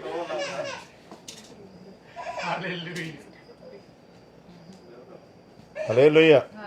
ਅੱਜ ਸੌਣ ਨਹੀਂ ਦੇਣਾ ਤੇ ਜਾਣ ਨੂੰ ਨਹੀਂ ਦੇਣਾ। ਜੇ ਕਿਤੇ ਨਿਕਲਣਾ ਪਹਿਲਾਂ ਹੀ ਨਿਕਲ ਜਾਓ। ਹਾਲੇਲੂਇਆ। ਕੀ ਲਿਖਿਆ ਵਚਨ ਦੇ ਵਿੱਚ ਭਲਾ? ਅਗਰ ਸ਼ਾਂਤੀ ਚਾਹਣ ਵਾਲਾ ਉਸ ਘਰ ਦੇ ਵਿੱਚ ਹੋਵੇਗਾ ਤੇ ਮੇਰੀ ਨਹੀਂ ਬਲਕਿ ਤੁਹਾਡੀ ਸ਼ਾਂਤੀ। ਕੀ ਹੈ ਭਲਾ? ਬੋਲੋ ਸਰ, ਕੀ ਪ੍ਰਭੂ ਕਿੰਨੀ ਇੱਜ਼ਤ ਦੇ ਰਿਹਾ ਭਲਾ ਆਪਣੇ ਸੇਵਕਾਂ ਨੂੰ? ਪ੍ਰਭੂ ਨੇ ਆਪਣੇ ਸੇਵਕਾਂ ਨੂੰ ਇੰਨਾ ਆਦਰ, ਇੰਨੀ ਇੱਜ਼ਤ ਦਿੱਤੀ ਆ। ਉਹਨਾਂ ਸੇਵਕਾਂ ਦੇ ਨਾਲ ਤੁਹਾਡੀ ਜੁਰਤ ਕਿੱਦਾਂ ਹੁੰਦੀ ਕਿ ਤੁਸੀਂ ਕੋਈ ਕਲੋਲ ਕਰ ਜਾਓ? ਉਸ ਸੇਵਕ ਦੇ ਨਾਲ ਤੁਸੀਂ ਹਾਸਾ ਮਜ਼ਾਕ ਕਰ ਜਾਓ, ਤੁਹਾਡੀ ਜੁਰਤ ਕਿੱਦਾਂ ਹੋ ਜਾਵੇ? ਇਹਦਾ ਮਤਲਬ ਤੁਹਾਨੂੰ ਪਤਾ ਹੀ ਨਹੀਂ ਆ ਕਿ ਖੁਦਾ ਦਾ ਸੇਵਕ, ਖੁਦਾ ਦਾ ਅਭਿਸ਼ਿਕਤ, ਖੁਦਾ ਦਾ ਮਸਾ ਕੀਤਾ ਹੋਇਆ ਹੁੰਦਾ ਕੀ ਆ। ਸੋ ਕੀ ਆ ਤੁਹਾਡੀ ਸ਼ਾਂਤੀ? ਫਿਰ ਉਸ ਘਰ ਦੇ ਵਿੱਚ ਕੀ ਹੋਵੇਗੀ? ਠਹਿਰੇਗੀ। ਕਦੋਂ? ਜਦੋਂ ਸ਼ਾਂਤੀ ਚਾਹਣ ਵਾਲਾ ਉਸ ਘਰ ਦੇ ਵਿੱਚ ਹੋਵੇਗਾ। ਸੋ ਸ਼ਾਂਤੀ ਦਾ ਹੋਣਾ ਕੀ ਹੈ ਭਲਾ? ਜ਼ਰੂਰੀ ਹੈ। ਤੇ ਅੱਗੇ ਵਧਦੇ हैं, थोड़ा और वचन सीखेंगे। जिस घर में खुदा अपने दास को भेजता है, उस घर के विषय में खुदा की ये चाहत है कि खुदा की शांति उस घर में क्या हो? कायम हो। और सिर्फ कायम हो नहीं बल्कि कायम रवे। खुदा दी इच्छा है। ਹੁਣ ਜਦੋਂ ਇੱਕ ਸੇਵਕ ਨੇ ਆ ਕੇ ਬਲੈਸਿੰਗ ਮੰਗ ਲਈ, ਜਦੋਂ ਉਹਨੇ ਇਹ ਕਹਿ ਕੇ ਵੀ ਖੁਦਾਵੰਦ ਖੁਦਾ ਦੀ ਸ਼ਾਂਤੀ ਇਸ ਘਰ ਦੇ ਵਿੱਚ ਵਾਸ ਕਰੇ, ਤੇ ਉਹਨੇ ਕਹਿ ਦਿੱਤਾ ਆਮੀਨ। ਇਹਦਾ ਮਤਲਬ ਕੀ ਆ? ਵਚਨ ਦੇ ਅਨੁਸਾਰ ਅਗਰ ਉਸ ਘਰ ਦੇ ਵਿੱਚ ਸ਼ਾਂਤੀ ਨੂੰ ਚਾਹਣ ਵਾਲਾ ਹੈਗਾ ਆ, ਤੇ ਉਹ ਸ਼ਾਂਤੀ ਉਸ ਘਰ ਦੇ ਵਿੱਚ ਕਾਇਮ ਹੋ ਗਈ ਆ, ਤੇ ਉਹ ਸ਼ਾਂਤੀ ਫਿਰ ਕਾਇਮ ਰਵੇਗੀ। ਹੁਣ ਉਸ ਘਰ ਦੇ ਵਿੱਚ ਅਗਰ ਦੁਬਾਰਾ ਸ਼ਾਂਤੀ ਨਜ਼ਰ ਨਹੀਂ ਆਉਂਦੀ, ਉਹਦੇ ਵਿੱਚ ਸੇਵਕ ਦਾ, ਪ੍ਰਭੂ ਯਿਸੂ ਮਸੀਹ ਦਾ ਜਾਂ ਵਚਨ ਦਾ ਕੋਈ ਕਸੂਰ ਨਹੀਂ। ਕਸੂਰ ਕਿਹਦਾ ਆ? ਸ਼ਾਂਤੀ ਆਈ ਸੀ, ਕਾਇਮ ਹੋਈ ਸੀ, ਪਰ ਅਸੀਂ ਆਪਣੀ ਗਲਤੀ ਦੇ ਨਾਲ ਉਹਨੂੰ ਫਿਰ ਕੀ ਕੀਤਾ ਆ? ਗਵਾ ਲਿਆ। ਕੀ ਕਹਿੰਦਾ ਪ੍ਰਭੂ ਯਿਸੂ ਮਸੀਹ? ਜਕੀ ਅੱਜ ਇਸ ਘਰ ਦੇ ਵਿੱਚ ਨਜ਼ਾਤ ਆਈ ਆ। ਆਈ ਆ ਕਿ ਠਹਿਰ ਗਈ ਆ? ਅੱਜ ਇਸ ਘਰ ਦੇ ਵਿੱਚ ਨਜ਼ਾਤ ਆਈ ਆ। ਹੁਣ ਇਹ ਨਜ਼ਾਤ ਬਣੀ ਰਵੇ, ਇਹ ਨਜ਼ਾਤ ਹੁਣ ਕਾਇਮ ਰਵੇ। ਇਹ ਹੁਣ ਤੇਰੇ ਹੱਥ ਵਿੱਚ ਆ। ਆ ਸਿਰਫ ਜਿੰਨੀ ਕਿ ਤੂੰ ਅਨਾਉਂਸ ਕਰ ਦਿੱਤੀ ਨਾ, ਇੰਨਾ ਕਾਫੀ ਨਹੀਂ ਆ। ਕਿੰਨਾ ਕੁ ਭਲਾ? ਸਾਰਾ ਕੁਝ ਹੀ ਦੇਤਾ ਹੈ ਉਹਨੇ। 4 ਗੁਣਾ ਦਾ ਮਤਲਬ ਕੀ ਆ? ਖਜ਼ਾਨਾ ਖਾਲੀ। ਜੋ ਕੁਝ ਜ਼ਿੰਦਗੀ ਦਾ ਕਮਾਇਆ ਸੀ ਕੀ ਕਰ ਦਿੱਤਾ ਭਲਾ? ਸਭ ਕੁਝ ਦੇ ਦਿੱਤਾ ਆ। ਤੇ ਪ੍ਰਭੂ ਯਿਸੂ ਮਸੀਹ ਕੀ ਕਹਿ ਰਿਹਾ ਹੈ? ਅੱਜ ਇਸ ਘਰ ਦੇ ਵਿੱਚ ਨਜ਼ਾਤ ਆਈ ਆ, ਹੁਣ ਇਹ ਕਾਇਮ ਰਵੇ। ਇਹ ਅੱਗੋਂ ਹੁਣ ਤੇਰੀ ਜ਼ਿੰਮੇਵਾਰੀ ਆ। ਸੋ ਯਾਦ ਰੱਖੋ, ਜਦੋਂ ਬਲੈਸਿੰਗ ਮੰਗੀ ਜਾਂਦੀ ਆ, ਬਲੈਸਿੰਗ ਖੁਦਾ ਆਪਣੇ ਵਾਅਦੇ ਦੇ ਮੁਤਾਬਕ ਉਦੋਂ ਤੁਹਾਨੂੰ ਦੇ ਦਿੰਦਾ ਆ ਜਦੋਂ ਤੁਸੀਂ ਆਮੀਨ ਕਹਿ ਕੇ ਉਹਨੂੰ ਕਬੂਲ ਕਰ ਲੈਂਦੇ ਹੋ। ਪਰ ਹੁਣ ਅੱਗੇ ਉਹ ਬਣੀ ਰਵੇ, ਇਹ ਸਾਡੇ ਤੁਹਾਡੇ ਹੱਥ ਦੇ ਵਿੱਚ ਆ। ਖੁਦਾ ਨੇ ਵਾਅਦੇ ਦੇ ਮੁਤਾਬਕ ਕਨਾਨ ਦੇਸ਼ ਉਹਨਾਂ ਦੇ ਕਬਜ਼ੇ ਦੇ ਵਿੱਚ ਦੇ ਦਿੱਤਾ, ਲੇਕਿਨ ਹੁਣ ਉਹਨੂੰ ਆਪਣੇ ਕਬਜ਼ੇ ਦੇ ਵਿੱਚ ਰੱਖਣਾ ਆ। ਉਹ ਹੁਣ ਉਹਨਾਂ ਦੇ ਆਪਣੇ ਇਖਤਿਆਰ ਦੇ ਵਿੱਚ ਆ ਕਿ ਉਹਨਾਂ ਨੂੰ ਜੋ ਹੁਕਮ ਖੁਦਾ ਨੇ ਦਿੱਤੇ ਆ, ਅਗਰ ਉਹਦੇ ਵਿੱਚ ਬਣੇ ਰਹਿਣਗੇ, ਉਹਨਾਂ ਦਾ ਅਧਿਕਾਰ ਉੱਥੋਂ ਕੋਈ ਹਿਲਾ ਸਕਦਾ ਨਹੀਂ ਆ। ਪਰ ਜਦੋਂ ਉਹ ਹੁਕਮ ਤੋਂ ਪਰੇ ਹੋਣਗੇ, ਕਹਿੰਦਾ ਜਿਵੇਂ ਮੈਂ ਉਹਨਾਂ ਨੂੰ ਧੱਕ ਕੇ ਤੁਹਾਨੂੰ ਵਾੜਿਆ, ਉਸੇ ਤਰ੍ਹਾਂ ਜਦੋਂ ਤੁਸੀਂ ਹੁਕਮ ਤੋਂ ਬਾਹਰ ਹੋਏ ਫਿਰ ਮੈਂ ਤੁਹਾਨੂੰ ਵੀ ਧੱਕ ਦਿਆਂਗਾ ਤੇ ਤੁਹਾਡੀ ਥਾਂ ਤੇ ਉਹਨਾਂ ਨੂੰ ਫਿਰ ਲਿਆਵਾਂਗਾ ਜਿਹੜੇ ਤੁਹਾਨੂੰ ਸ਼ਰਮਿੰਦਾ ਕਰਨ। ਇੰਨਾ ਥੋੜਾ ਹੈ ਕਿ ਮੈਂ ਪੂਰੇ ਸੰਸਾਰ ਦੇ ਵਿੱਚੋਂ ਤੁਹਾਨੂੰ ਚੁਣਿਆ ਹੈ ਕਿ ਤੁਸੀਂ ਮੇਰੀ ਕੀ ਹੋਵੋ, ਨਿਜ ਪ੍ਰਜਾ ਹੋਵੋ। ਤੇ ਜਦੋਂ ਐਡਾ ਵੱਡਾ ਰਹਿਮ ਮੈਂ ਤੁਹਾਡੇ ਤੇ ਕੀਤਾ ਤੇ ਇਸ ਰਹਿਮ ਦੀ ਕਦਰ ਕੀ ਕਰਨੀ ਹੈ? ਫਿਰ ਤੁਹਾਡਾ ਫਰਜ਼ ਬਣਦਾ ਹੈ ਤੁਸੀਂ ਇਸ ਰਹਿਮ ਦੀ ਕਦਰ ਕਰਨੀ ਆ। ਕਹਿੰਦਾ ਜਿੱਥੇ ਤੇ ਪੈਰ ਰੱਖੋਗੇ ਤੁਹਾਡਾ ਹੋ ਜਾਵੇਗਾ। ਇਹਨਾਂ ਨੇ ਗਲਤੀ ਕੀ ਕੀਤੀ? ਇਹਨਾਂ ਨੇ ਕਨਾਨੀਆਂ ਨੂੰ ਮੁਕੰਮਲ ਤੌਰ ਤੇ ਆਪਣੇ ਦੇਸ਼ ਦੇ ਵਿੱਚੋਂ ਕੱਢਿਆ ਨਹੀਂ, ਖਮੀਰ ਰੱਖ ਲਿਆ। ਕੀ ਕੀਤਾ ਭਲਾ? ਉਹ ਅੱਜ ਤੱਕ ਮੁਸੀਬਤ ਦਾ ਕਾਰਨ ਬਣਿਆ ਹੈ। ਅੱਜ ਤੱਕ ਸੁਖੀ ਨਹੀਂ ਬਸੇ। ਅੱਜ ਤੱਕ ਵੀ ਕਲੇਸ਼ ਇਸੇ ਲਈ ਆ ਕਿ ਹੁਕਮ ਨੂੰ ਪੂਰਾ ਨਹੀਂ ਕੀਤਾ ਔਰ ਉਹਦਾ ਹੀ ਹਰਜਾਨਾ ਭੁਗਤਣ ਡਿਆ ਅੱਜ ਤੱਕ। ਹੁਣ ਵੀ ਜਿਹੜੀ ਲੜਾਈ ਹੋ ਕੇ ਹਟੀ ਆ ਉਹ ਉਸ ਸਮੇਂ ਦੀ ਕੀਤੀ ਹੋਈ ਗਲਤੀ ਦੀ ਨਿਸ਼ਾਨੀ ਹੈ। ਅਗਰ 1800-1900 ਸਾਲ ਘਰੋਂ ਬੇਘਰ ਰਹੇ ਆ, ਦੇਸ਼ ਹੀ ਖੋਇਆ ਗਿਆ ਜਿਹੜਾ ਖੁਦਾ ਨੇ ਦਵਾਇਆ ਸੀਗਾ। ਉਹਦੀ ਵਜ੍ਹਾ ਕੀ ਸੀਗੀ? ਸ਼ਾਂਤੀ ਆਈ ਸੀ ਪਰ ਉਹਨੂੰ ਬਣਾ ਕੇ ਰੱਖਿਆ ਨਹੀਂ। ਆਪਣੀ ਇੱਛਾ ਨੂੰ ਵਿੱਚ ਲੈ ਆਂਦਾ, ਖਮੀਰ ਨੂੰ ਵਿੱਚ ਪਾ ਲਿਆ ਤੇ ਉਹਦੀ ਸਜ਼ਾ ਮਿਲੀ ਕਿ ਪੂਰੇ ਦਾ ਪੂਰਾ ਹੀ ਖਮੀਰ ਹੋ ਗਿਆ। ਸੋ ਕੀ ਲਿਖਿਆ ਹੈ ਕਿ ਸ਼ਾਂਤੀ ਚਾਹਣ ਵਾਲਾ ਹੋਵੇਗਾ ਤੇ ਸ਼ਾਂति की होवेगी? ठहरी रहेगी।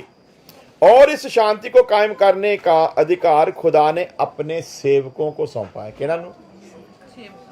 किहड़ा सौंपया जी? बोल सारे किहड़ा सौंपया है? सेवक सानूं थोड़ा जिहा डांट दिंदे, असीं ਉਹਦੀ शक्ल देखनी चाहुंदे बाਅद ਇਹ ਹੁੰਦਾ ਕੌਣ ਹੈ ਸਾਡੇ ਸਾਨੂੰ ਧੋਖਾ ਮਾਰਨ ਵਾਲਾ? ਇਹ ਕੀ ਸਮਝ ਗਿਆ ਕਿ ਇਕੱਲਾ ਇਹ ਸੇਵਕ ਹੈ? ਅਸੀਂ ਤਾਂ ਕੱਲ੍ਹ ਨੂੰ 4 ਸੇਵਕ ਲਿਆਵਾਂਗੇ ਘਰ, ਇਹਨੂੰ ਲਿਆ ਕੇ ਦਿਖਾਵਾਂਗੇ ਤੂੰ ਕਿਤੇ ਇਕੱਲਾ ਥੋੜ੍ਹੀ ਹੈ। ਲਈ ਫਿਰਦਾ ਚਰਚ, ਹੋਰ ਚਰਚ ਥੋੜ੍ਹੇ ਆ ਜਿੱਥੇ ਮਰਜ਼ੀ ਚੱਲ ਜਾਵਾਂਗੇ। ਸੰਗਤੀ ਕਰਨੀ ਜਿੱਥੇ ਮਰਜ਼ੀ ਕਰ ਲਵਾਂਗੇ, ਬਣਿਆ ਫਿਰਦਾ ਵੱਡਾ। ਇਹ ਕਹਿੰਦੇ ਨਾ ਅਸੀਂ ਮੰਦਿਰ ਵਿੱਚ ਜਾਣ ਵਾਲੇ ਨੇ ਕਦੀ ਪੰਡਤ ਦੇ ਨਾਲ ਬਹਿਸ ਕਰਕੇ ਨਹੀਂ ਕਿਹਾ ਵੀ ਚੰਗਾ ਜੇ ਤੂੰ ਇਦਾਂ ਦਾ ਹੈਗਾ ਤਾਂ ਅੱਜ ਤੋਂ ਬਾਅਦ ਤੇਰੇ ਮੰਦਿਰ 'ਚ ਨਹੀਂ ਹੋਣਾ। ਹਾਂਜੀ, ਇਹਦਾ ਮਤਲਬ ਸਾਡੇ ਨਾਲ ਤੇ ਉਹ ਚੰਗੇ ਆ। ਉਹ ਨਹੀਂ ਪੰਡਤਾਂ ਨਾਲ ਲੜ ਕੇ ਮੰਦਿਰ ਛੱਡ ਦਿੰਦੇ। ਉਹ ਕਹਿੰਦੇ ਪੰਡਤ ਆਪਣੀ ਥਾਂ ਤੇ ਹੋਊਗਾ, ਕੋਈ ਗੱਲ ਨਹੀਂ, ਜੇ ਕੋਈ ਗਲਤ ਕੀਤਾ ਤੇ ਆਪੇ ਭਰੂਗਾ, ਮੰਦਿਰ ਸਾਡਾ ਸਾਰਿਆਂ ਦਾ ਹੀ ਹੈ। ਹਾਲੇਲੂਇਆ। ਸੋ ਦੇਖਦੇ ਹਾਂ ਵਚਨ ਦੇ ਉੱਤੇ ध्यान रहे कि खुदा के सेवकों को कभी हल्के में नहीं लेना चाहिए। कितना नहीं लेना भला? खुदा के सेवकों को कभी हल्के में। हजारा उदाहरण देवांगा ਜਦੋਂ ਲੋਕਾਂ ਨੇ ਗਲਤੀ ਕੀਤੀ ਕਿ ਖੁਦਾ ਦੇ ਸੇਵਕ ਦੇ ਸ਼ਬਦਾਂ ਨੂੰ ਕੀ ਲਿਆ ਭਲਾ? ਹਲਕੇ ਦੇ ਵਿੱਚ ਲਿਆ। ਪਹਿਲੀ ਉਦਾਹਰਨ ਦਿਆਲਪੁਰ ਕਲੀਸਿਆ ਦੇ ਵਿੱਚ ਤੁਸੀਂ ਸੁਣਿਆ ਸੀਗਾ, ਇੱਕ ਪਰਿਵਾਰ, ਉਹਨਾਂ ਨੂੰ ਇੱਕ ਅੱਛੀ ਨੌਕਰੀ ਪਠਾਨਕੋਟ ਦੇ ਵਿੱਚ ਮਿਲ ਗਈ। ਉਹਨਾਂ ਨੇ ਫੈਸਲਾ ਕਰ ਲਿਆ ਕਿ ਅਸੀਂ ਉੱਥੇ ਮੂਵ ਹੋ ਜਾਣਾ ਹੈ। ਖੁਦਾ ਦੇ ਦਾਸ ਨੇ ਦੱਸਿਆ ਸੰਗਤੀ ਟੁੱਟ ਜਾਣੀ ਹੈ। ਸੰਗਤੀਆਂ ਤੇ ਬਹੁਤ ਆ, ਪਰ ਜਿੱਥੇ ਖੁਦਾ ਦੀ ਇੱਛਾ ਦੀ ਸੰਗਤੀ ਆ ਉਹ ਤੁਹਾਨੂੰ ਮਿਲਣੀ ਨਹੀਂ ਔਰ ਤੁਹਾਡੇ ਲਈ ਨੁਕਸਾਨਦਾਇਕ। ਉਸੇ ਰਾਤ ਉਹਨਾਂ ਦੇ ਬੇਟੇ ਨੂੰ ਪਰਮੇਸ਼ਰ ਦਰਸ਼ਨ ਦਿਖਾਇਆ। ਦਰਸ਼ਨ ਤੋਂ ਬਾਅਦ ਉਹਨਾਂ ਨੂੰ ਵਾਰਨਿੰਗ ਦਿੱਤੀ ਕਿ ਨਾ ਜਾਈਓ। ਕੀ ਕੀਤਾ ਭਲਾ ਉਹਨਾਂ ਨੇ? ਚਲੇ ਗਏ। ਇਨਾਮ ਕੀ ਮਿਲਿਆ? ਗੱਡੀ ਦੇ ਚਾਰੇ ਟਾਇਰ ਫੁੱਸ। ਔਰ ਮਰੇ ਕੌਣ? ਉਹੀ ਔਰਤ ਜਿਹਨੂੰ ਨੌਕਰੀ ਮਿਲੀ। ਦੂਰ ਨਹੀਂ ਜਾਣਾ। ਇਹ ਖੁਦ ਗਵਾਹ ਨੇ। ਭਾਈ ਬਲਵੀਰ ਹੋਣੀ ਗਏ ਸੀ ਨਾ ਗੁਜਰਾਤੀਆਂ ਦੇ ਘਰ, ਕਹਿੰਦੇ ਜੀ ਮੂਵ ਹੋ ਜਾਣਾ। ਕਿੱਥੇ? ਪੈਨਸਿਲਵੇਨੀਆ। ਮੈਂ ਕਿਹਾ ਜੀ ਠੀਕ ਹੈ। ਦੁਆ ਕਰਨ ਕਹਿੰਦੇ ਆਓ ਸਾਡੇ ਘਰ। ਪ੍ਰਾਰਥਨਾ ਕੀਤੀ। ਮੈਂ ਪ੍ਰਭੂ ਜੀ ਵੀ ਇਹ ਫੈਮਿਲੀ ਸੰਗਤੀ ਦੇ ਵਿੱਚੋਂ ਦੂਰ ਹੋ ਗਈ ਤੇ ਨੁਕਸਾਨ ਹੋ ਜਾਣਾ ਇਹਨਾਂ ਦਾ। ਪ੍ਰਾਰਥਨਾ ਕੀਤੀ, ਪ੍ਰਭੂ ਨੇ ਦੱਸ ਦਿੱਤਾ। ਉਹਨਾਂ ਦੇ ਘਰ ਜਾ ਕੇ ਦੱਸ ਕੇ ਆਏ ਆ, ਇਹ ਘਰ ਨਾ ਛੱਡਿਓ। ਇਹ ਗਵਾਹ ਹੈ ਲੋਕ। ਦੱਸਿਆ ਇਹ ਘਰ ਨਾ ਛੱਡਿਓ, ਤੁਹਾਡਾ ਬਹੁਤ ਵੱਡਾ ਨੁਕਸਾਨ ਹੋਣਾ। ਔਰ ਖੁਦਾ ਨੇ ਵਚਨ ਵੀ ਕਿਹੜਾ ਦਿੱਤਾ? ਜਿਹੜਾ ਵਚਨ ਦਿੱਤਾ ਆ ਉਹਨਾਂ ਦੇ ਜੀਵਨ ਦੇ ਵਿੱਚ ਉਹ ਵਚਨ ਹੀ ਪੂਰਾ ਹੋਇਆ। ਫਿਰ ਕੀ ਵਚਨ ਸੀਗਾ? ਜਿਵੇਂ ਲਿਖਿਆ, ਨੌਮੀ ਛੱਡ ਕੇ ਚਲੇਗੀ ਦੂਜੀ ਜਗ੍ਹਾ ਦੇ ਉੱਤੇ। ਪਤੀ ਵੀ ਮਰਵਾ ਬੈਠੀ ਤੇ ਪੁੱਤਰ ਵੀ ਮਰਵਾ ਬੈਠੇ। ਦੱਸਿਆ ਤੁਹਾਡਾ ਖੁਦਾ ਚਾਹੁੰਦਾ ਨਹੀਂ ਤੁਸੀਂ ਇਸ ਘਰ ਨੂੰ ਕੀ ਕਰੋ, ਛੱਡੋ। ਤੇ ਉਹਨਾਂ ਦਾ ਜਵਾਬ ਕੀ ਸੀਗਾ? ਕੋਈ ਗੱਲ ਨਹੀਂ, ਚਰਚ ਤੋਂ ਵਹਾਂ ਪਰ ਵੀ ਹੈ। ਜਵਾਬ ਕੀ ਸੀ ਉਹਨਾਂ ਦਾ? चर्च तो वहां पर भी हैं। तो मैं उन्हें समझाया चर्च तो है, लेकिन वो वचन आपको नहीं मिलेगा जो जिंदगी बता सकता है। फल की मिलया? पहला बजुर्ग जांदा लगा, उस तो बाद कितनी खतरनाक उन्होंने मुंडे की मौत हुई, बॉडी मिल गई ਉਹਦੀ। वचन पूरा होया। वचन की दादा खुदा दे दासां दी गल नूं कदे हल्के दे विच ਅਸੀਂ ਕਈ ਵਾਰੀ ਗਲਤੀ ਕਰ ਲੈਂਦੇ, ਸ਼ਾਇਦ ਇਹ ਇਸ ਲਈ ਕਹਿ ਰਿਹਾ ਹੋਣਾ ਵੀ ਇਹਦੇ ਚਰਚ ਦਾ ਮੈਂਬਰ ਨਾ ਘਟ ਜਾਵੇ। ਸਾਡੇ ਦਿਮਾਗ ਕੀ ਹੁੰਦਾ, ਇਹ ਕੀ ਸੋਚ ਰਿਹਾ ਹੋਗਾ ਕਿਤੇ ਚਰਚ ਦਾ ਮੈਂਬਰ ਨਾ ਘਟ ਜਾਵੇ। ਲੇਕਿਨ ਖੁਦਾ ਦਾ ਦਾਸ ਪਹਿਲਾਂ ਕੀ ਲਿਖਿਆ ਸੀ, ਪੜ੍ਹਿਆ ਸੀਗਾ, ਖੁਦਾ ਦਾ ਦਾਸ ਮਰਨਾਊਗਾ ਤਾਂ ਵੀ ਉਹਨੂੰ ਕਾਹਦੀ ਚਿੰਤਾ ਭਲਾ, ਜਿਹੜੇ ਮੈਨੂੰ ਪ੍ਰਭੂ ਨੇ ਦਿੱਤੇ ਆ ਉਹਨਾਂ ਵਿੱਚੋਂ ਕੋਈ ਨਰਕ ਦੇ ਵਿੱਚ ਨਾ ਚਲੇ ਜਾਵੇ। ਉਹ ਖੁਦਾ ਦਾ ਦਾਸ ਬਾਰ-ਬਾਰ ਲਿਖਦਾ, ਮੇਰੀ ਇੱਕੋ ਤਮੰਨਾ ਹੈ ਤੁਸੀਂ ਕਿਸੇ ਤਰ੍ਹਾਂ ਕੁਝ ਵੀ ਕਰਕੇ ਨਜਾਤ ਨੂੰ ਪਾਈਓ, ਜਿਹਦੇ ਲਈ ਪ੍ਰਭੂ ਨੇ ਆਪਣਾ ਐਡਾ ਵੱਡਾ ਬਲੀਦਾਨ ਦਿੱਤਾ, ਉਤੋਂ ਕਿਤੇ ਖੁੰਝ ਨਾ ਜਾਈਓ। ਬਾਕੀ ਮੈਨੂੰ ਤੁਹਾਡੇ ਤੋਂ ਕੁਝ ਚਾਹੀਦਾ ਨਹੀਂ। ਅਸੋ ਖੁਦਾ ਆਪਣੇ ਵਚਨ ਦੇ ਦੁਆਰਾ ਸਾਡੇ ਨਾਲ ਗੱਲ ਕਰਦਾ ਆ। ਉੱਥੇ ਜਦੋਂ ਗੱਲ ਕਰਦਾ ਆ, ਉਹ ਗੱਲ ਕਰਨ ਵਾਲਾ ਦਾਸ ਨਹੀਂ ਬਲਕਿ ਖੁਦਾ ਦਾ रूह हुंदा, क्योंकि वचन दे रेफरेंस देख के असी अगे बढ़ते हैं। क्योंकि खुदा का वचन उसके सेवकों के ऊपर कुछ इस प्रकार मोहर लगाता है। की लिखा वचन पढ़ांगे जी, यूहन्ना 13:20, मैं तुमसे सच सच कहता हूँ। शब्द क्या है भला? बोलो थाने की शब्द आया जी? मैं तुमसे सच सच कहता हूँ कि जो मेरे भेजे हुए को ग्रहण करता है। की करता? जेड़ा मेरे भेजे हुए नूं ग्रहण करता है। हुण भेजे हुए ते वचन मोहर की लाउंदा आ, जेड़ा मेरे भेजे हुए नूं ग्रहण करदा वह मुझे ग्रहण करता है। अज तुसीं अपने घर दे विच अगर मैनूं कबूल कीता है तो किहनूं कबूल कीता भला? तुसीं मैनूं नहीं कबूल कीता, तुसीं किहनूं कबूल कीता है? प्रभु यीशु मसीह नूं कबूल कीता। अगे वचन होर इहनूं की निखारदा है, कहता जो मेरे भेजे को ग्रहण करता वो मुझे ग्रहण करता है, और जो मुझे ग्रहण करता है वह मेरे भेजने वाले को। ਇਹਦਾ ਮਤਲਬ ਤੁਸੀਂ ਕਿਹਨੂੰ ਗ੍ਰਹਿਣ ਕੀਤਾ ਹੈ? ਅੱਜ ਤੁਸੀਂ ਸਾਖਸ਼ਾਤ ਪਰਮੇਸ਼ਵਰ ਨੂੰ ਗ੍ਰਹਿਣ ਕੀਤਾ ਹੈ। ਹਾਲੇਲੂਇਆ। ਹੁਣ ਤੁਸੀਂ ਕਹੋਗੇ ਕਮਾਲ ਗੱਲ, ਪਰਮੇਸ਼ਵਰ ਹੈ। ਇਹ ਆਪਣੇ ਆਪ ਨੂੰ ਪਰਮੇਸ਼ਵਰ ਦੇ ਬਾਰੇ ਕਹਿ ਰਿਹਾ। ਮੈਂ ਪਰਮੇਸ਼ਵਰ ਨਹੀਂ, ਪਰਮੇਸ਼ਵਰ ਨੇ ਜਿਹਨੂੰ ਭੇਜਿਆ ਆ, ਪਰਮੇਸ਼ਵਰ ਦੀ ਨਜ਼ਰ ਦੇ ਵਿੱਚ ਉਹ ਪਰਮੇਸ਼ਵਰ ਆ। ਹਾਲੇਲੂਇਆ। ਅਸੀਂ ਨਹੀਂ ਮੰਨਣਾ ਕਿ ਅਸੀਂ ਪਰਮੇਸ਼ਵਰ ਆ, ਸਾਡੀ ਏਡੀ ਔਕਾਤ ਨਹੀਂ ਆ। ਲੇਕਿਨ ਖੁਦਾ ਦਾ ਵਚਨ ਕੀ ਦੱਸਦਾ ਆ? ਪ੍ਰਭੂ ਯਿਸੂ ਮਸੀਹ ਕਹਿੰਦਾ ਜਿਹੜਾ ਮੇਰੇ ਭੇਜੇ ਹੋਏ ਨੂੰ ਕਬੂਲ ਕਰਦਾ ਆ ਉਹ ਮੈਨੂੰ ਕਬੂਲ ਕਰਦਾ ਆ, ਜਿਹੜਾ ਮੈਨੂੰ ਕਬੂਲ ਕਰਦਾ ਆ ਉਹ ਮੇਰੇ ਭੇਜਣ ਵਾਲੇ ਨੂੰ ਕਬੂਲ ਕਰਦਾ ਹੈ। ਹਾਲੇਲੂਇਆ। ਸੋ ਇਹ ਹੈ ਸੰਤ ਦੀ, ਇੱਕ ਸੇਵਕ ਦੀ ਅਹਿਮੀਅਤ, ਜਿਹੜੀ ਅੱਜ ਕਲੀਸਿਆ ਕੀ ਹੈ ਭਲਾ ਭੁੱਲ ਚੁੱਕੀ ਹੈ।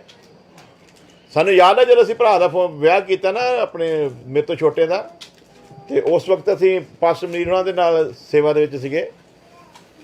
ਇੱਕ ਗਲਾਸ ਵੀ ਚੁੱਕਣਾ ਸੀ ਨਾ, ਉਹ ਵੀ ਉਹਨਾਂ ਨੂੰ ਪੁੱਛਿਆ ਜਾਂਦਾ ਸੀ ਵੀ ਆ ਇੱਥੇ ਚੁੱਕ ਕੇ ਇੱਥੇ ਰੱਖ ਦਈਏ। ਔਰ ਉਹ ਇੱਕ ਐਸੀ ਸ਼ਾਦੀ ਹੋਈ ਆ, ਮੈਂ ਦਾਅਵਾ ਕਰਕੇ ਕਹਿ ਸਕਦਾ ਹਾਂ, ਵੈਸੀ ਸ਼ਾਦੀ ਕ੍ਰਿਸਚਨਾਂ ਦੇ ਵਿੱਚ ਪੰਜਾਬ ਦੇ ਵਿੱਚ ਨਾ ਉਹ ਤੋਂ ਪਹਿਲਾਂ ਕਦੀ ਹੋਈ ਸੀ ਤੇ ਨਾ ਬਾਅਦ ਵਿੱਚ ਕਦੀ ਹੋਈ। ਔਰ ਉਹ ਸ਼ਾਦੀ ਉਸ ਪੂਰੇ ਪਿੰਡ ਦੇ ਉੱਤੇ ਇੱਕ ਗਵਾਹੀ ਬਣੀ ਸੀ, ਤੇ ਲੋਕੀ ਗਵਾਹੀਆਂ ਦਿੰਦੇ, ਗੈਰ ਕੌਮਾਂ ਦੇ ਲੋਕ। ਯਾਰ ਕਮਾਲ ਹੀ ਹੋ ਗਈ, ਕਹਿੰਦੇ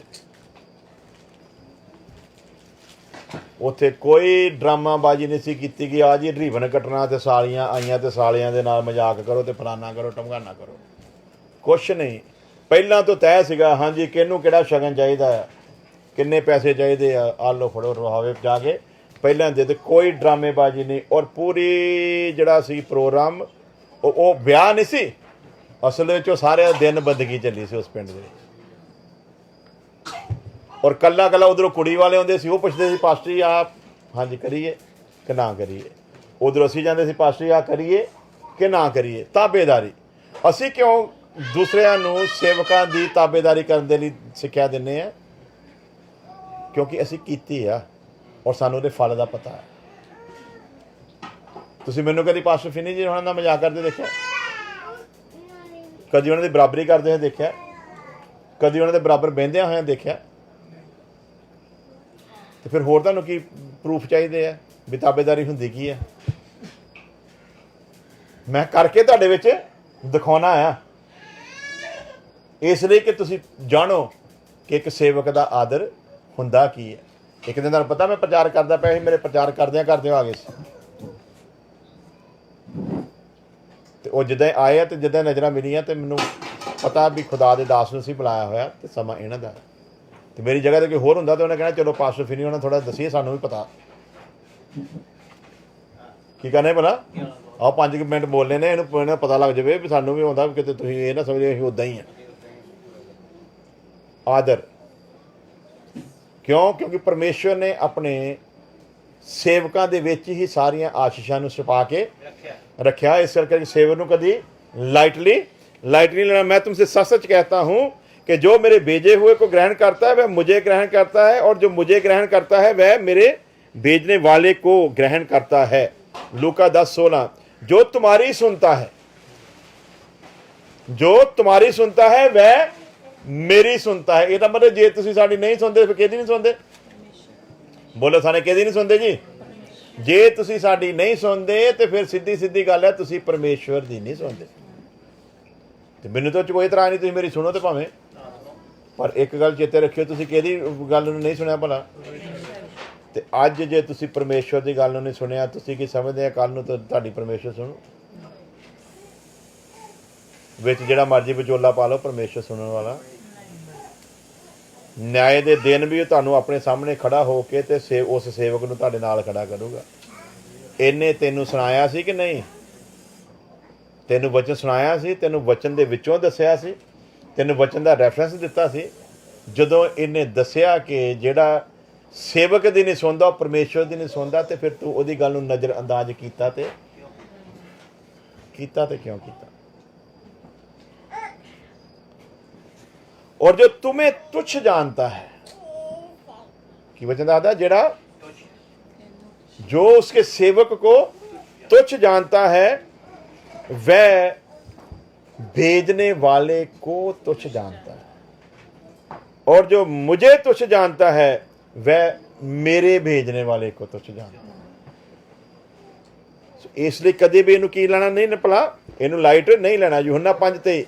इसलिए कि सब लोग जैसे पिता का आदर करते हैं वैसे ही पुत्र का भी आदर करें। जो पुत्र का आदर नहीं करता वह पिता का जिसने उसे भेजा है आदर नहीं करता। अब जो यीशु मसीह का आदर नहीं करता वो सीधा सीधा किसका नहीं करता? परमेश्वर। क्यों? क्योंकि परमेश्वर ने उसे भेजा।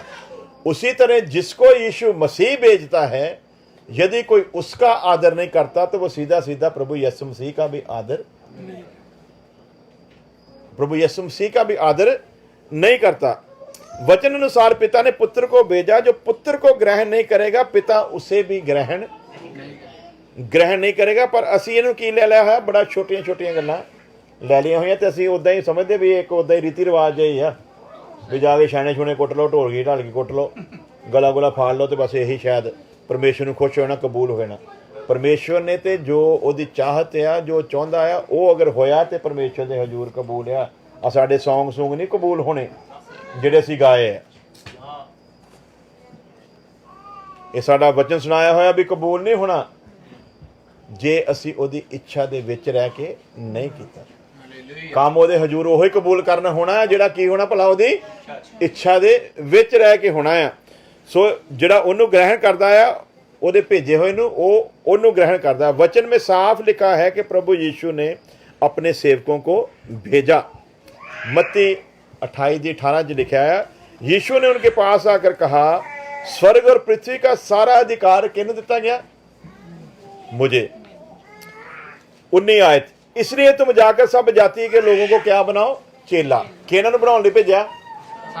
चेले किहदे बनाउणा? यसु मसीह दे बनाना किहड़ा ने है? सेवकां ने। इसलिए तुम जाकर क्या करो? सब जाति के लोगों को चेला बनाओ और उन्हें पिता पुत्र और पवित्र आत्मा के नाम से बपतिस्मा दो। 20 आयत, और उन्हें सब बातें जो मैंने तुम्हें आज्ञा दी हैं मानना सिखाओ, और देखो मैं जगत के अंत तक सदैव तुम्हारे जगत दे अंत तक किहदे नाल भला? हुण ये दसो, पहला बड़ी वारी तुसीं वचन सुनिया ਕਿਹਨੂੰ ਕਿਹਾ ਭਲਾ ਜਗਤ ਦੇ ਅੰਤ ਤੱਕ ਮੈਂ ਤੁਹਾਡੇ ਨਾਲ ਹਾਂ? ਨਾ, ਵਚਨ ਨੂੰ ਪੜੋ। ਇਹ ਤੇ ਗਲਤੀਆਂ ਅਸੀਂ ਕਰਦੇ ਹਾਂ।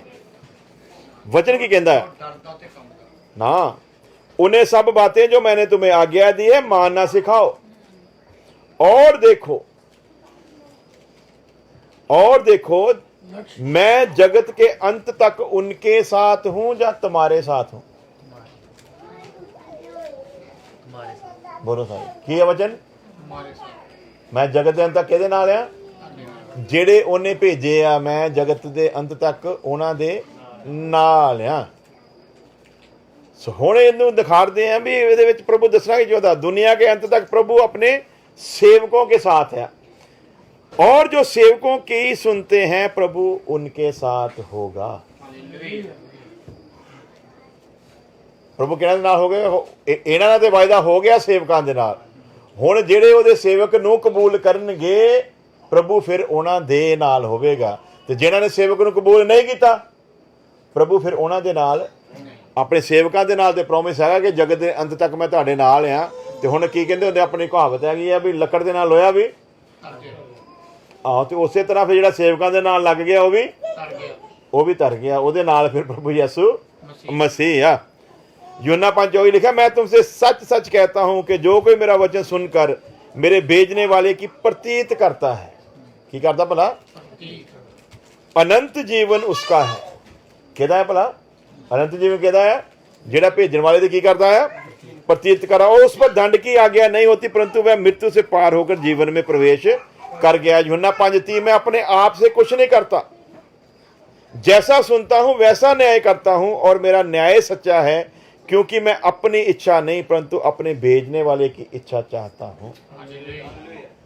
उसी तरह एक सेवक का भी यह फर्ज है कि जदों वो लोकां विच जावे ਉਹਦੀ अपनी इच्छा नहीं कोई, ਉਹਨੇ अपने भेजण वाले की इच्छा ਨੂੰ ਲੋਕਾਂ ਦੇ ਵਿੱਚ ਦੱਸਣਾ ਹੈ। ਹੁਣ ਜਿਹਨੇ ਭੇਜਿਆ ਉਹਨਾਂ ਦੀ ਇੱਛਾ ਜਦੋਂ ਦੱਸਦਾ ਆ, ਉਹਨਾਂ ਲੋਕਾਂ ਨੂੰ ਉਹਦੀ ਇੱਛਾ ਨਹੀਂ ਪਸੰਦ ਆਉਂਦੀ, ਇਹਦੇ 'ਚ ਸੇਵਕ ਦਾ ਕੋਈ ਦੋਸ਼ ਨਹੀਂ। ਸੇਵਕ ਵੱਲ ਘੂਰੀ ਵੱਟ ਕੇ ਨਹੀਂ ਦੇਖਣਾ,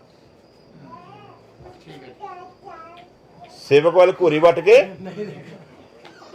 ਕਿਉਂਕਿ ਸੇਵਕ ਆਪਣੇ ਆਪ ਤੋਂ ਕੁਝ ਵੀ ਬੋਲਦਾ, ਕਹਿੰਦਾ ਮੈਂ ਆਪਣੇ ਆਪ ਤੋਂ ਕੁਝ ਨਹੀਂ ਕਹਿੰਦਾ, ਮੈਂ ਆਪਣੇ ਆਪ ਤੋਂ ਕੁਝ ਨਹੀਂ ਕਰਦਾ, ਮੈਂ ਤੇ ਉਹੀ ਕਹਿੰਦਾ ਤੇ ਉਹੀ ਕਰਦਾ ਆ ਜਿਹੜਾ ਮੈਨੂੰ ਮੇਰੇ ਭੇਜਣ ਵਾਲੇ ਨੇ ਕਿਹਾ ਆ। ਉਸੇ ਤਰ੍ਹਾਂ ਇੱਕ ਸੇਵਕ ਵੀ ਉਹ ਕੁਝ ਕਰਦਾ ਆ ਜੋ ਉਹਦੇ ਭੇਜਣ ਵਾਲੇ ਨੇ ਉਹਨੂੰ ਕਿਹਾ ਆ। ਹੁਣ ਉਹ ਯਿਸੂ ਮਸੀਹ ਨੂੰ ਘੂਰੀਆਂ ਵੱਟਦੇ ਸੀ, ਤੇ ਯਿਸੂ ਮਸੀਹ ਉਹਨਾਂ ਨੇ ਕੀ ਕਹਿਣਾ ਚਾਹੁੰਦਾ ਆ? ਤੁਸੀਂ ਮੈਨੂੰ ਘੂਰੀਆਂ ਨਹੀਂ ਵੱਟਦੇ, ਤੁਸੀਂ ਮੇਰੇ ਭੇਜਣ ਵਾਲੇ ਨੂੰ ਘੂਰੀਆਂ। ਉਸੇ ਤਰ੍ਹਾਂ ਤੁਸੀਂ ਮੈਨੂੰ ਘੂਰੀਆਂ ਨਹੀਂ ਵੱਟਦੇ। ਕਿਹਨੂੰ ਵੱਟਦੇ ਹੋ ਭਲਾ? ਜਿਹਨੇ ਮੈਨੂੰ ਭੇਜਿਆ ਤੁਸੀਂ ਉਹਨੂੰ ਘੂਰੀਆਂ ਵੱਟਦੇ ਹੋ। ਤੇ ਯਾਦ ਰੱਖਿਓ, ਜੇ ਤੁਸੀਂ ਉਹਨੂੰ ਘੂਰੀਆਂ ਵੱਟਦੇ ਹੋ ਤੇ ਵਚਨ 'ਚ ਲਿਖਿਆ ਕੋਈ ਵੀ ਦੁਆ ਉਹਦੇ ਨਾਮ ਤੋਂ ਬਿਨਾਂ ਸੁਣੀ ਜਾਊਗੀ ਨਹੀਂ, क्योंकि ਉਹਦੇ नाम ਦੇ ਵਿੱਚ ਹੀ सारा इख्तियार ਦਿੱਤਾ ਗਿਆ ਆ। जैसे प्रभु यीशु कहता है कि मैं अपने आप कुछ नहीं कर सकता, वैसे ही जो सचमुच प्रभु के भेजे हुए हैं वो भी अपने आप कुछ कर सकते नहीं। वचन समा इजाजत नहीं दिंदा कि मैं तुहानू सिखावां, क्योंकि मैनूं लगदा तुहानू भुख भख लग गई है, कीड़े कूड़े दौड़न लग पे।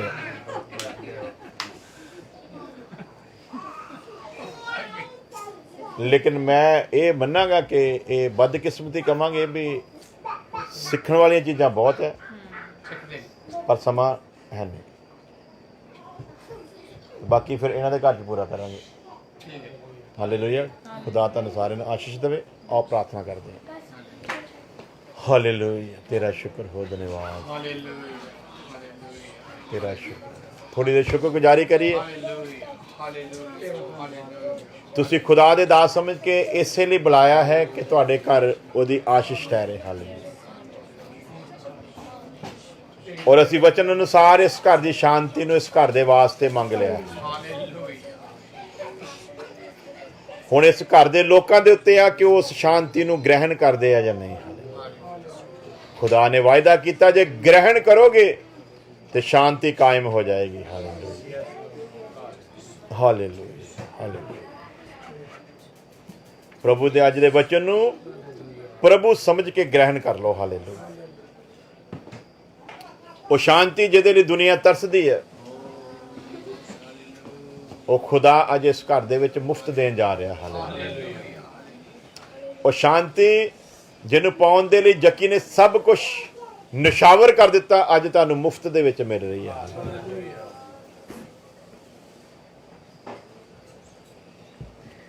ਇਹ ਵੀ ਅਸੀਂ ਮੁਬਾਰਕ ਸਮਾਂ ਸਮਝਾਂਗੇ ਕਿ ਸਾਨੂੰ ਜੱਕੀ ਦੀ ਤਰ੍ਹਾਂ ਕੁਝ ਅਨਾਉਂਸ ਨਹੀਂ ਕਰਨ ਦੇ ਪਿਆ। ਹਾਲੇਲੂਇਆ। ਵਚਨ 'ਚ ਲਿਖਿਆ ਉਹ ਬਲੀਦਾਨ ਨੂੰ ਨਹੀਂ ਬਲਕਿ ਦਇਆ ਨੂੰ ਚਾਹੁੰਦਾ ਹੈ। ਇਸ ਲਈ ਸਾਨੂੰ ਜੱਕੀ ਦੀ ਤਰ੍ਹਾਂ ਅਨਾਉਂਸ ਕਰਨ ਦੀ ਜ਼ਰੂਰਤ ਨਹੀਂ, ਬਲਕਿ ਅਸੀਂ ਆਤਮਿਕ ਤੌਰ ਤੇ ਉਹ ਸਾਰੀਆਂ ਚੀਜ਼ਾਂ ਦਾ ਐਲਾਨ ਜ਼ਰੂਰ ਕਰਾਂਗੇ। ਅਸੀਂ ਉਹ ਸਾਰੀਆਂ ਚੀਜ਼ਾਂ ਆਪਣੇ ਵਿੱਚੋਂ ਕੱਢ ਦੇਵਾਂਗੇ ਜਿਹੜੀਆਂ ਪਰਮੇਸ਼ਵਰ ਦੇ ਇੰਤਜ਼ਾਮ ਦੇ ਖਿਲਾਫ ਹਨ, ਤਾਂ ਕਿ ਪਰਮੇਸ਼ਵਰ ਦੀ ਸ਼ਾਂਤੀ ਜਿਹੜੀ ਉਹਦੇ ਵਚਨ ਦੇ ਅਨੁਸਾਰ ਸਾਡੇ ਘਰ ਦੇ ਵਿੱਚ ਅੱਜ ਆਈ ਹੈ, ਉਹ ਸ਼ਾਂਤੀ ਹਮੇਸ਼ਾ ਕਾਇਮ ਰਵੇ। ਉਹ ਸ਼ਾਂਤੀ ਉਹਦੇ ਵਚਨ ਦੇ ਅਨੁਸਾਰ ਸਥਿਰ ਹੋ ਜਾਏ ਔਰ ਵਿਰੋਧੀ ਦੀ ਕੋਈ ਚਾਲ ਉਸ ਸ਼ਾਂਤੀ ਨੂੰ ਜਿਹੜੀ ਇਸ ਘਰ ਦੇ ਵਿੱਚ ਸਥਿਰ ਹੋਵੇ ਕਦੇ ਹਿਲਾ ਨਾ ਸਕੇ। ਹਾਲੇਲੂਇਆ। ਵਚਨ 'ਚ ਲਿਖਿਆ ਜਿਹੜਾ ਘਰ ਚਟਾਨ ਦੇ ਉੱਤੇ ਬਣਿਆ ਉਹਨੂੰ ਬਹੁਤ ਧੱਕੇ ਮਾਰੇ ਗਏ ਪਰ ਉਹ ਨਹੀਂ ਡਿੱਗਿਆ। ਅੱਜ ਅਸੀਂ ਇਸ ਘਰ ਨੂੰ ਵੀ ਉਸ ਚਟਾਨ ਦੇ ਉੱਤੇ ਮਸੀਹ ਦੇ ਵਿੱਚ ਵਿਸ਼ਵਾਸ ਕਰਦੇ ਹੋਏ ਸਮਝਾਂਗੇ। ਹਾਲੇਲੂਇਆ। ਔਰ ਜਿਹੜਾ ਘਰ ਉਸ ਚਟਾਨ ਦੇ ਉੱਤੇ ਹੋਵੇਗਾ ਉਹ ਕਦੇ ਡਿੱਗ ਨਹੀਂ ਸਕਦਾ, ਉਸ ਘਰ ਦਾ ਕਦੇ ਨੁਕਸਾਨ ਨਹੀਂ ਹੋ ਸਕਦਾ, ਕਿਉਂਕਿ ਉਸ ਚਟਾਨ ਦਾ ਨਾਮ ਯੀਸ਼ੂ ਮਸੀਹ ਹੈ। ਹਾਲੇਲੂਇਆ। ਤੇਰਾ ਸ਼ੁਕਰ ਹੋ, ਧੰਨਵਾਦ, तेरी महिमा हो। धन्यवाद। वतन से ऊ नहीं साडा यारो, असल ठिकाना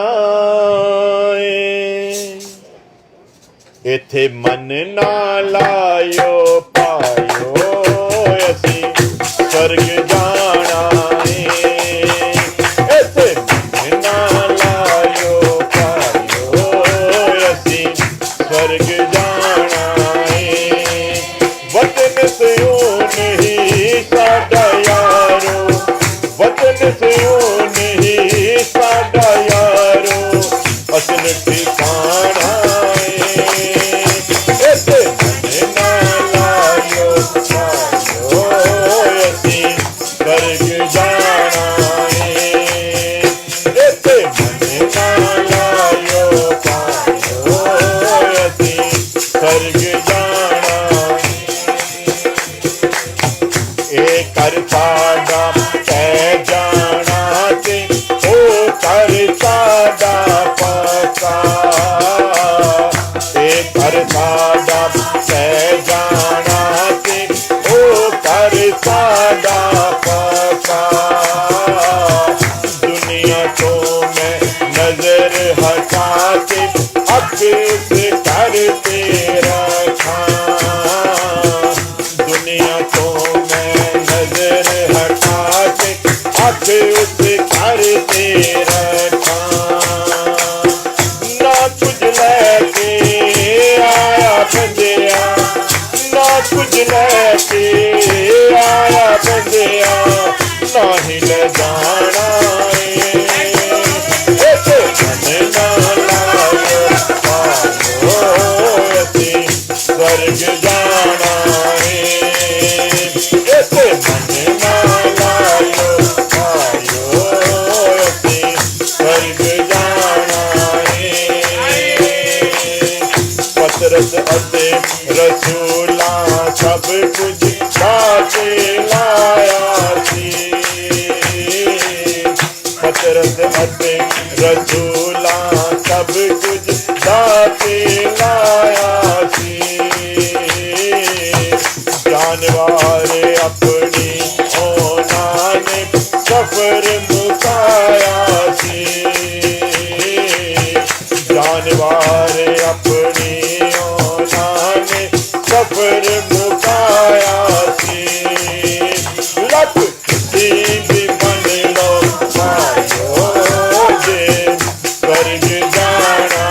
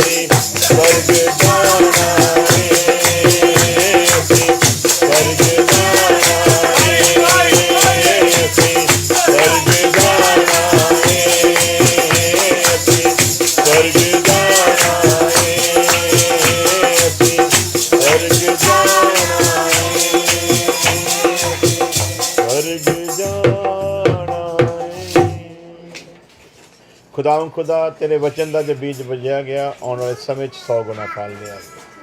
ਇੱਕ ਇੱਕ ਜ਼ਿੰਦਗੀ ਨੂੰ ਤੇਰੇ ਮੁਬਾਰਕ ਹੱਥਾਂ 'ਚ ਦਿੰਦੇ ਆ, ਤੇਰੇ ਰਹਿਮ ਨੂੰ ਮੰਗ ਲੈਂਦੇ ਆ ਮਸੀਹ ਯਿਸੂ ਦੇ ਨਾਮ ਦੇ। ਹੁਣ ਸਾਡੇ ਖੁਦਾਵੰਦ ਯਿਸੂ ਮਸੀਹ ਦਾ ਫਜ਼ਲ, ਖੁਦਾ ਦੀ ਮੁਹੱਬਤ, ਪਾਕ ਰੂਹ ਦੀ ਸੰਗਤ ਹੁਣ ਤੋਂ ਲੈ ਕੇ ਹਮੇਸ਼ਾ ਤੱਕ ਉਹਦੇ ਤਮਾਮ ਲੋਕਾਂ ਦੇ ਨਾਲ ਬਣੀ ਰਵੇ। ਆਮੀਨ, ਹਾਲੇਲੂਇਆ। ਸਾਰਿਆਂ ਨੂੰ ਜੈ ਮਸੀਹ ਕੀ। ਖੁਦਾ ਤੁਹਾਨੂੰ ਸਾਰਿਆਂ ਨੂੰ ਆਸ਼ੀਸ਼ ਦੇਵੇ। ਜੈ ਮਸੀਹ।